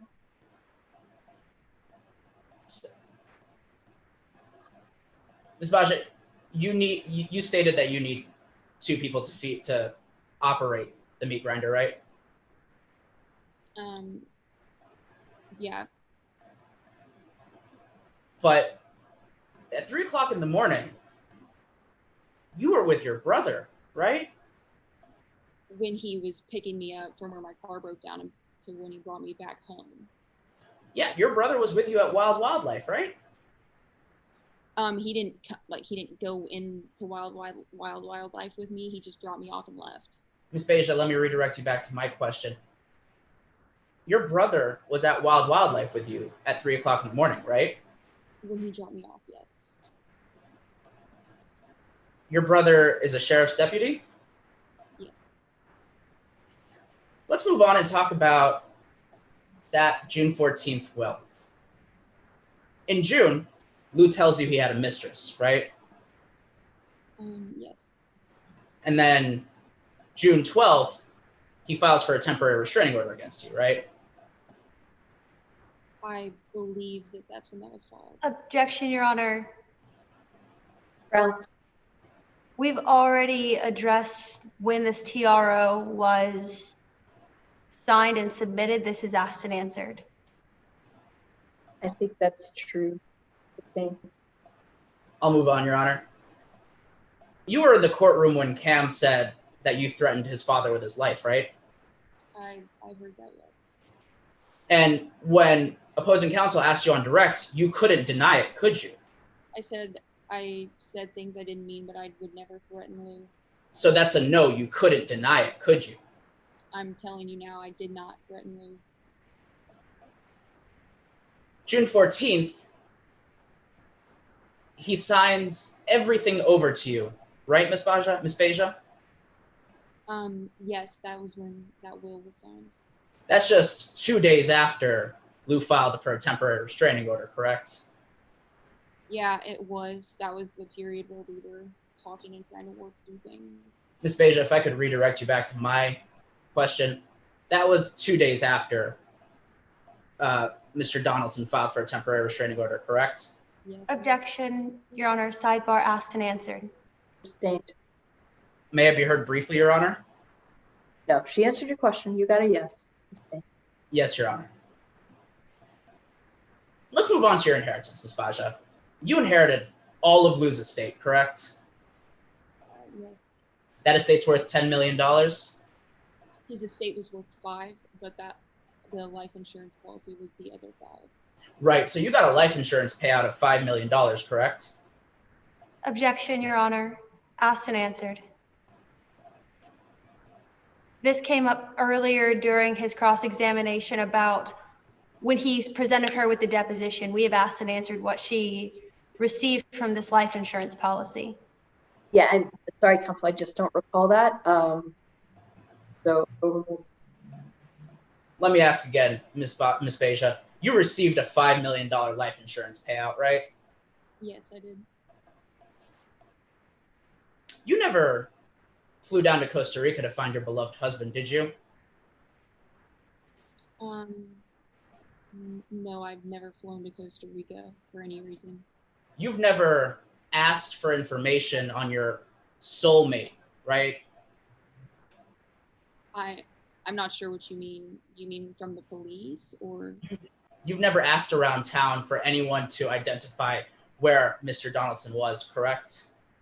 I relied on the police to do their investigation. Right, but once again, you never asked anyone about information for Lou Donaldson, correct? Other than the police to find him, I mean, no. You never offered a reward for information on your beloved husband, right? No. Objection, Your Honor. Grounds. This would be as to relevance, as these are actions taken after any kind of intentional or wrongful act would have occurred. And so this doesn't go into what would have happened prior to that point, and therefore is not relevant in today's case. Response. Your Honor, as opposing counsel has pointed out, this goes directly to show what would have happened after intentional or wrongful death. This goes directly to prove that Ms. Baja did in fact know that there was no chance of finding Lou Donaldson as he was gone, which goes to the first element. I think it relates to consciousness of guilt. I'm sorry, to clarify, Your Honor, may I proceed with that question? You may. Ms. Baja, I apologize. You never offered a reward for any kind of information on your beloved husband, right? No, I didn't treat this like a lost dog. I treated it as a missing person, so I relied on the police to find my missing husband. Ms. Baja, so that's a no to my question, right? I said no. I'm sorry, that's a no to my question? Yes, no, for the third time. Ms. Baja, you never hired a private investigator to find your beloved Lou, did you? I didn't need to because the police were investigating it. So that's a no once again to my question, right? No. Counsel, we get it. Move on. Ms. Baja, you never spent a dime of that $5 million trying to find Lou, did you? Again, no, because the police were investigating his disappearance. No further questions, Your Honor. Okay, redirect. Yes, Your Honor. Ms. Baja, you were here a few moments ago when Chris Renner testified. What did you hear him say about that life insurance policy payout and who it was supposed to go to? That it was supposed to go to me. I was the sole beneficiary of it. Okay. We've heard a little bit about a meat grinder from opposing counsel. Who started that rumor about a meat grinder? Cam did. Miss Baja, why didn't you fly out to Costa Rica to do a one-person search for your husband? Well, like I said, that was a lead possibly that I could have given the police, but Lou was missing and I didn't want to leave wildlife like that. That was Lou's passion. And with Lou gone and the police investigating his disappearance, I had trusted them to do their job while I could do the job that Lou would have wanted me to do here to take care of his dream. And Ms. Baja, why did you never hire a private investigator? Because I didn't need to. The police were doing their job. If the police can't find Lou, I didn't think that hiring a private investigator would have solved the problem with just one investigator versus a whole police force. And earlier today, opposing counsel mentioned that Lou told you about a mistress. Why didn't you go investigate that claim further on your own? Are you talking about the mistress? Yes, opposing counsel asked you about the mistress and what you knew about it.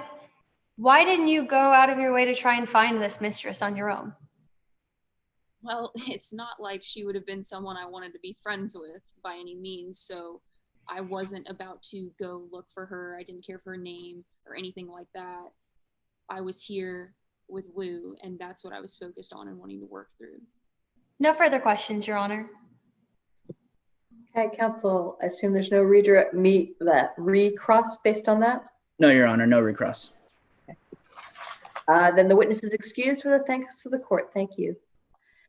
Anything further from the defense? Yes, Your Honor. At this time, we renew our motion for a judgment as a matter of law pursuant to 50B. At this time, the defense has been fully heard, and even with the evidence viewed in the light most favorable to the plaintiff, they have not presented enough evidence to show that Ms. Beja intentionally or recklessly engaged in any action to cause Mr. Lou Donaldson's death. They have not been able to connect her to any DNA evidence on this meat grinder. We've raised sufficient doubt about alternative places that were never investigated that Lou Donaldson could have gone, and therefore they have failed to satisfy their burden. No reasonable jury could find that Ms. Beja is liable in this case. Counsel, do you rest on your earlier argument? Yes, Your Honor. Okay, great. Well argued, counsel, but I'm going to make you close anyway. So the motion's denied. With that, I assume folks would like just a brief break before closing. Is that right? Yes, Your Honor. And also, if you could put us in a breakout room so we can show opposing counsel any demonstratives used in closing argument. Sure. So does everybody want to go to a breakout room? Like all four of you, is that right? Yes, please. Okay. Your Honor, the other request that I have is that we can get a time check before we move either to a break or to closing arguments. No, that's fair. Let's do that. Are we prepared for the time check now? Yes, Your Honor. The plaintiffs have 11 minutes and 25 seconds remaining, and the defense has approximately 33 minutes remaining. Okay. Okay. All right. With that, I'm going to put you in breakout rooms. We're going to come back. It is, by my clock, it is, so for Mountain Time, I think it's 7:22. We'll start back at what would be 7:30 if my ability to tell time is at all correct. But I'll put the four of you in a breakout room now. Is that going to be enough time actually for you to talk and to get enough of a break? Do you need more time than that? If we could just get a full 10 minutes, maybe, if that's You okay. got it. Yep, totally fine. Thank you. Okay.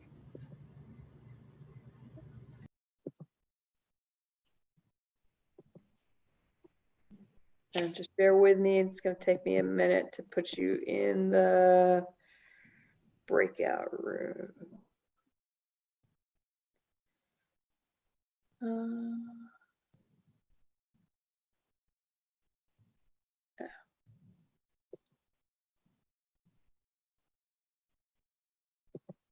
It looks like, well,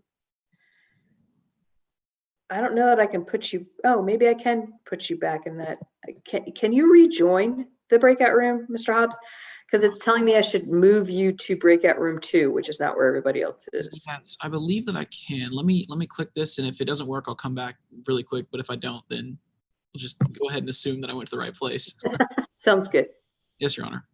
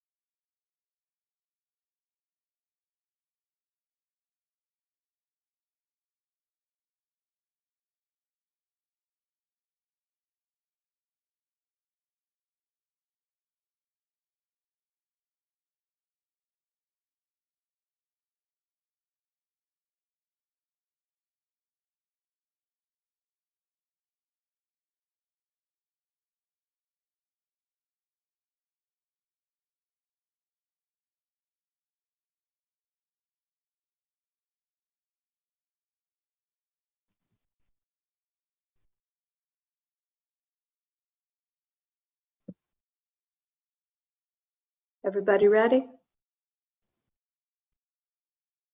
Yes, Your Honor. Okay, we'll hear from the plaintiffs first. Before I begin, Your Honor, I will be using a PowerPoint presentation demonstrative throughout my closing argument. It consists of a timeline demonstrative and any evidence admitted during trial. It has been shown to opposing counsel, and as far as I know, they have no objections. Mr. Hobbs, any objections? No, Your Honor, no objections to that. All right, great. Thank you for letting me know, and thanks for talking about it with one another in advance. And also, with whatever time I may have remaining, I would like to reserve for rebuttal, please. You got it. Thank you. Yep.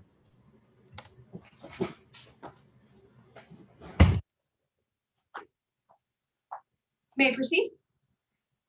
You may. The timeline tells it all. In early June of 2012, the defendant threatened to kill Lou Donaldson because he asked for a divorce. A few days later, on June 12th, 2012, Lou Donaldson files an application for a temporary restraining order against the defendant. June 14th is the date of the disputed will that left everything to the defendant. In early August, the defendant and Lou Donaldson had another fight over divorce. August 17th, 2012, was the last day that Lou Donaldson was seen alive. And just 2 days later, on August 19th, the defendant breaks into Wild Wildlife and steals his original will.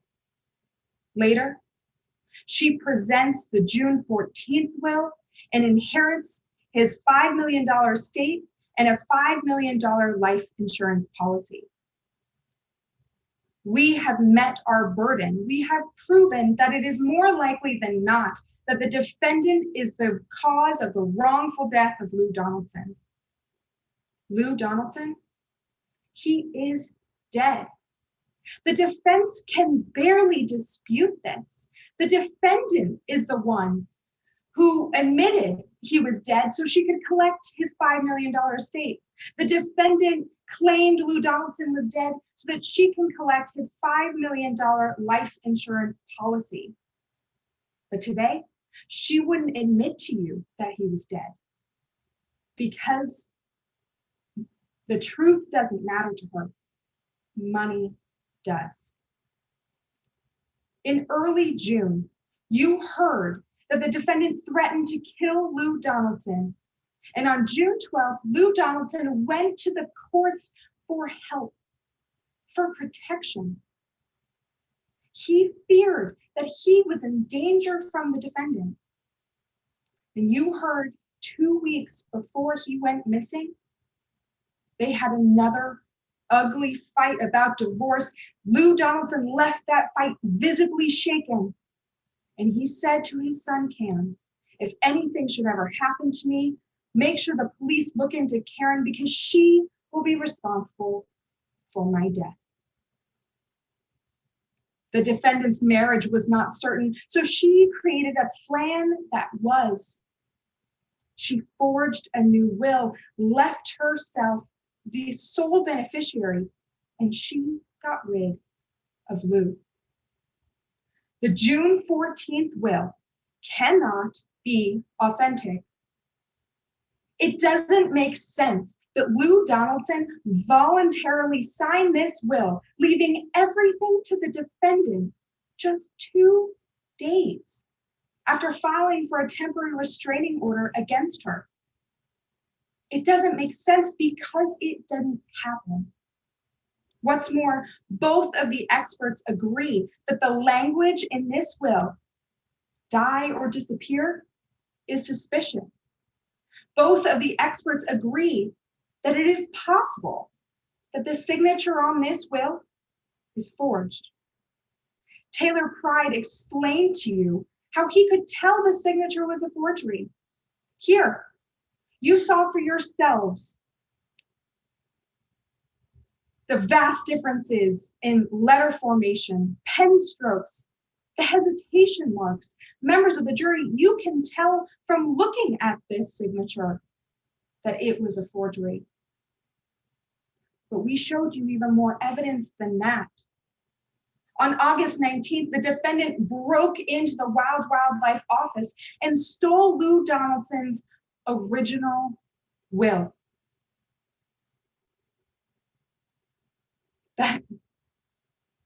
Follow the money, members of the jury. The only person to benefit from Lou Donaldson's death was the defendant. The defendant is more likely than not the cause of Lou Donaldson's death. You have the circumstances, the circumstantial evidence that showed this. She had the perfect disposal set up right in her backyard. Cats, carnivorous cats, and a meat grinder that she had to admit to you today was large enough to fit a human adult body. So large that it took 2 people to operate. And you heard that she was not alone the night that Lou Donaldson disappeared. Her and her police officer brother were together at the wee hours of the morning. What's more, the defendant's story about the night of August 17th into the hours of the morning on August 18th doesn't make sense because it didn't happen. The tiger kittens that she was supposedly taking care of, they were born before Lou Donaldson disappeared. And you saw that Lou Donaldson made a $940 purchase at the animal supply store on August 17th. It doesn't make sense that just a few hours later, the defendant ran out of kitten formula and needed to go to a 24-hour market at 3 in the morning. It doesn't make sense because it didn't happen. What happened was the defendant and her police officer brother were disappearing Lou Donaldson. Her story on the disappearance of her husband doesn't make sense, and you can tell that from her testimony today. She told you that she doesn't remember the last time she saw Lou Donaldson, that she doesn't know when he disappeared, but you heard testimony that Lou Donaldson was at Wild Wildlife working on August 17th. Cam Donaldson told you the last things his father said to him at 6 p.m. that day. If the defendant was taking care of these tiger kittens, she would know that Lou Donaldson was there. She would know when he disappeared. What's more, you saw her laugh multiple times on the stand. This is not a joke to Cam Donaldson. Cam Donaldson lost his father, who he loved so dearly. The behavior that you saw from the defendant is not the behavior with somebody with an airtight alibi. It is not the behavior of someone who did not kill her husband. Her behavior was that of someone with something to hide. The timeline, it tells it all. The defendant should not inherit any of Lou Donaldson's estate and should not receive any of his life insurance policy because she is the one who killed Lou Donaldson. Lou Donaldson's money belongs to his family, to his estate. And that is why we ask that you deliberate carefully and come to the only conclusion that reason and the law allows. Find the defendant liable for the wrongful death of Lou Donaldson and award his family and estate $10 million in damages. Thank you. Okay, counsel, thank you. Defense. Yes, Your Honor. One moment to set up. I'll also be using a PowerPoint for today's case, and that PowerPoint really consists of the elements that are presented within the jury instructions of today's case. Okay, did you discuss that with counsel when you were in the breakout rooms? We discussed it prior to trial today. Okay, great. Okay, whenever you're ready. Yes, Your Honor.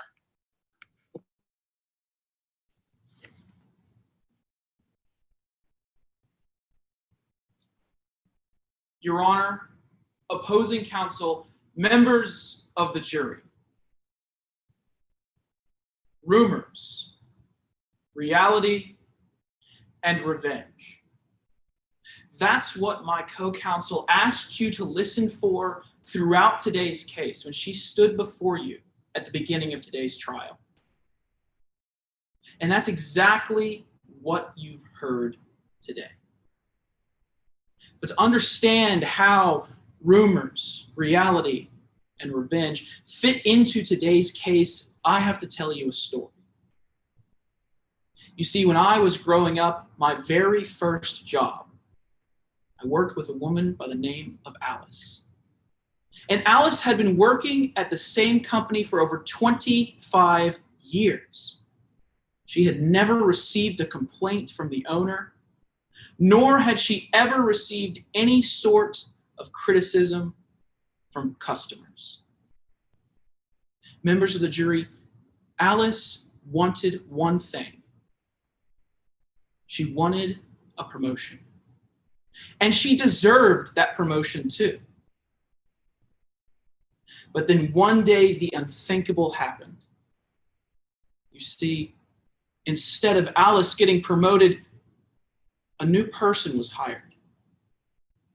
And that new person took the position that Alice deserved. And so Alice began to spread rumors about that person. Rumors she knew were not real. But she spread them because of the feelings of revenge that she felt for that new hire. And soon enough, everyone at the company was talking about these horrible things the new hire had done. And then the new hire found herself sitting in front of the boss. And the boss required her to answer every single one of those rumors, proving that none of them were true. Members of the jury, that is exactly what Cam Donaldson did during his testimony today. That is exactly the case that the plaintiff have put before you throughout today's trial. You see, there's three things they've brought for you today.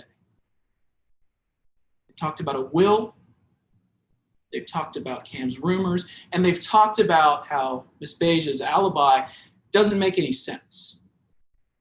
Well, we're going to walk through each and every one of those things, each and every one of those threads to the tangle of lies and rumors that Cam has surrounded Ms. Beja with. As the defense in today's case, we did not carry a burden. It was up to the plaintiff to prove to you four things today, beyond by a preponderance of the evidence. And those four things were that Lou Donaldson is dead, that the death of Lou Donaldson was caused by the defendant's intentional or reckless conduct, that the plaintiff, Cam, suffered damages, injuries, or losses as a result of the death of Lou Donaldson.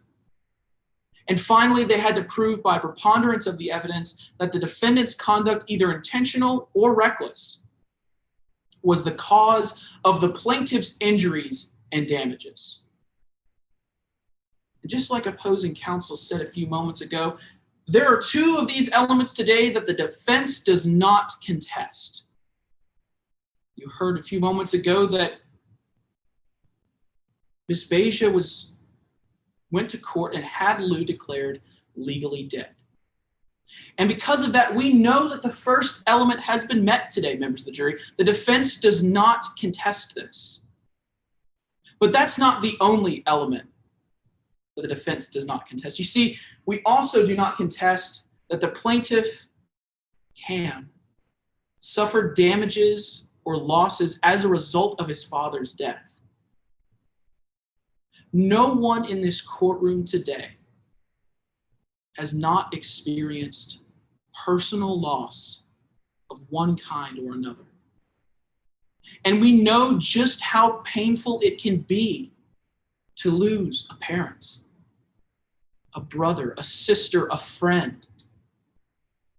So of course, Cam suffered damages, injuries, or losses as a result of the death of his father.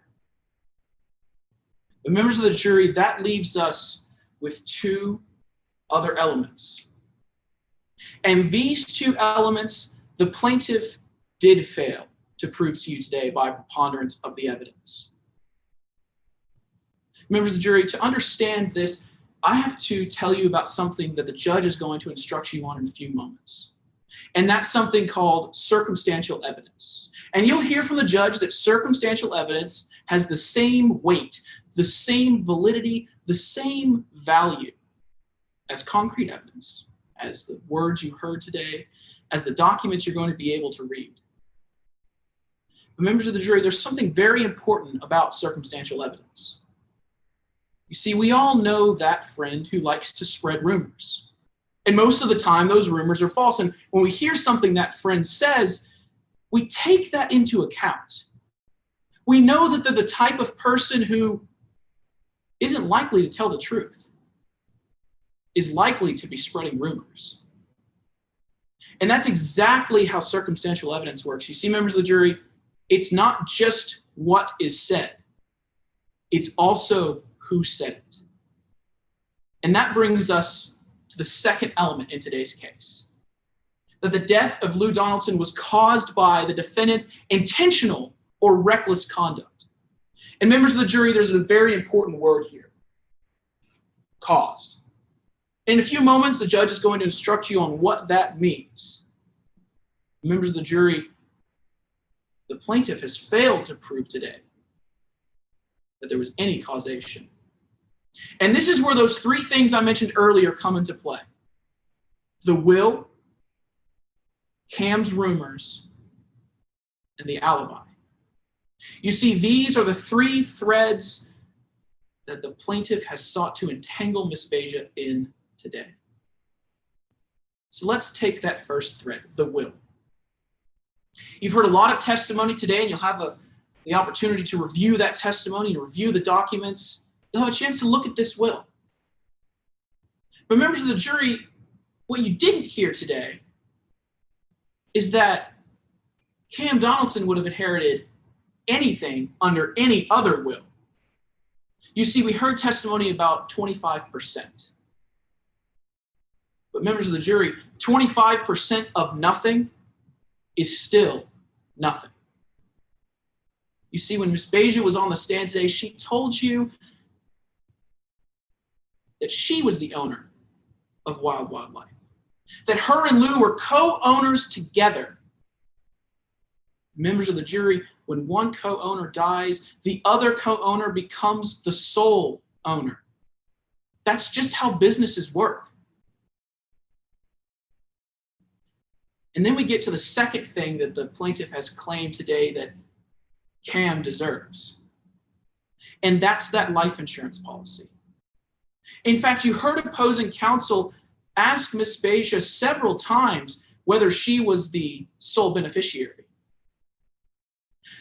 But what plaintiff's counsel didn't tell you, and what I had the opportunity to ask Chris Renard, an expert who works with that very life insurance company, Summit Life Insurance, that Ms. Beja was in fact the sole beneficiary of that will. So then what does that leave us with? The only things we've heard about today are Wild Wildlife and the life insurance. But neither of those things, even under the will that granted Cam 25%, would have gone to Cam. And so the first thread, the thread of the will, is cut. And so we move to the second thread. That is Cam's rumors. See, we heard a lot from Cam today. We heard about a break-in. We heard about being fired. We heard about arguments. We heard a lot of things. But members of the jury, no one in this courtroom, no one at all, has been able to confirm a single thing that Cam said. No one else was there. And in fact, you heard when Ms. Beja took the stand that she didn't fire Cam, that Cam just did not show up one day. You also heard that Ms. Beja did not break into her own business, a business which, when she was on the stand today, she told you she has a key for. So why on earth would she need to cut a lock or bust a gate to get into a business that she owns, that she has keys to? Plaintiff's counsel stood up here and told you a lot about a story not making sense. Well, members of the jury, their story doesn't make sense. And so the second thread, the thread of Cam's rumors, spread because Cam is not happy with the way his father wrote his will, with the way that his father took out a life insurance policy. And because Cam was never made a co-owner of Wild Wild Life. And so the second thread is cut. Members of the jury, that brings us to the last thread in today's case. And that's the alibi that the plaintiff's counsel has sought to disprove and discredit today. But members of the jury, no one in this courtroom today presented any evidence, none at all, to suggest that that is not exactly what happened in the early morning hours of August 18th, 2012. We even had the opportunity to hear via deposition testimony from Karen's own brother. When Deputy Bannister, that testimony was given today, you heard that the very story that Karen told you, the very story that her brother told you, it was supported. The plaintiff presented no evidence, none at all, that that story was false. And it was their burden to. It was their burden today to prove by preponderance of the evidence every single one of these elements. So finally, the final thread, that Ms. Beja's alibi is false, that it doesn't make any sense, that thread too has been cut. Because she told you what she was doing. She told you about the lion cubs, and she told you about how they didn't have supplies. And plaintiff's counsel said something very interesting. She said to you that those tiger cubs were alive, born before Lou Donaldson disappeared. Remember, you're going to have a moment to, whenever you go back today, you're going to be able to review the testimony. I challenge you to find that in today's testimony. You won't, because that was never stated during today's case. Because all three of those threads were cut, we know that the plaintiff has failed to meet their burden. They failed to prove to you the second element by preponderance of the evidence. And you also see that if they fail this element, it has a domino effect. Because if the defendant did not cause the death of Lou Donaldson with intentional or reckless conduct, the defendant's conduct, either intentional or reckless, cannot be the cause of the plaintiff's injuries and damages. Throughout today's case, members of the jury, we've given you the tools.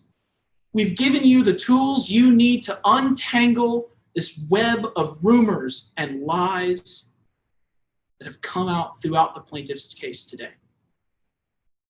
So at the end of the day, rumors, reality, and revenge are not what our justice system is based on. Thank you. All right, thank you, counsel. Time check as to how much time is left for the rebuttal, if we could have that. Yes, Your Honor, the 3 minutes, 25 seconds remaining. Wow, how about that? Okay. Thank you, Your Honor. Yep. Just one moment. Sure.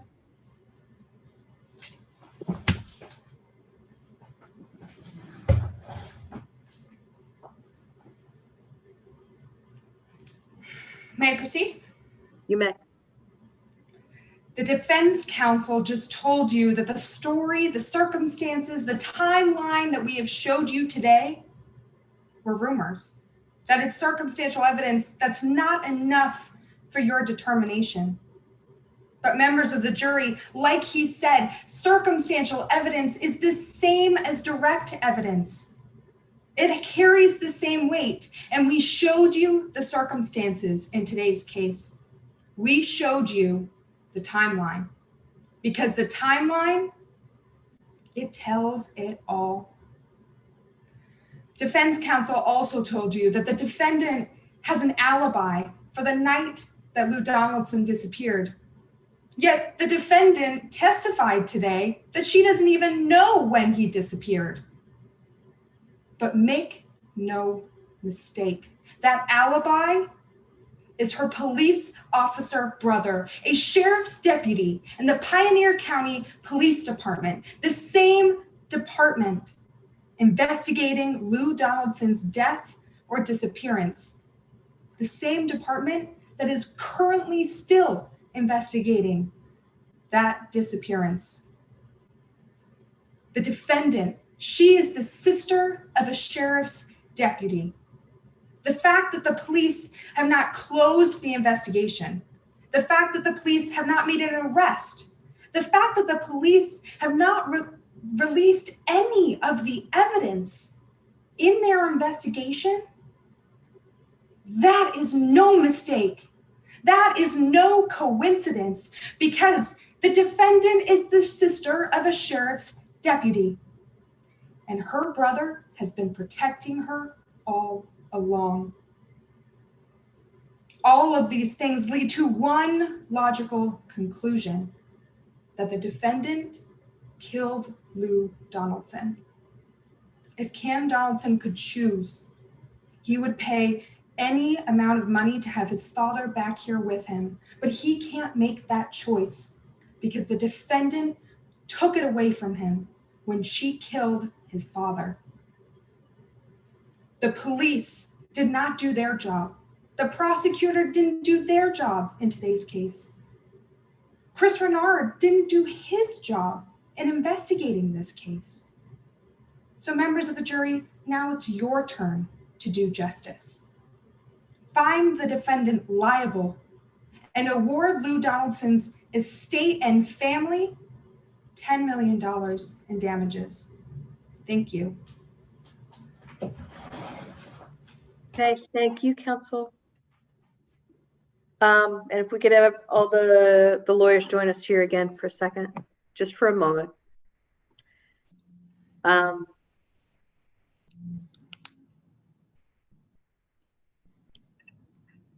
There you go.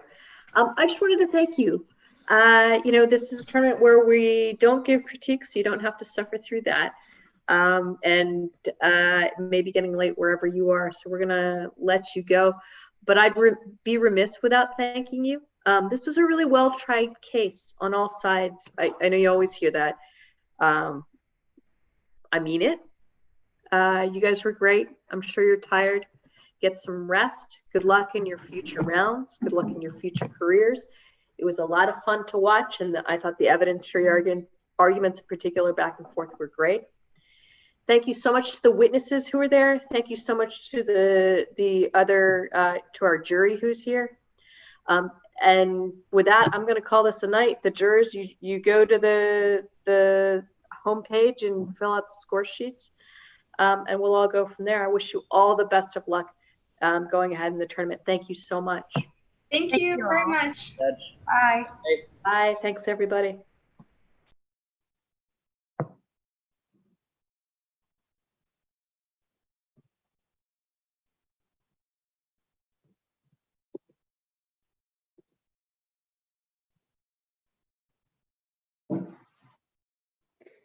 Hannah, do you have a good enough sense of what you need to do? You good?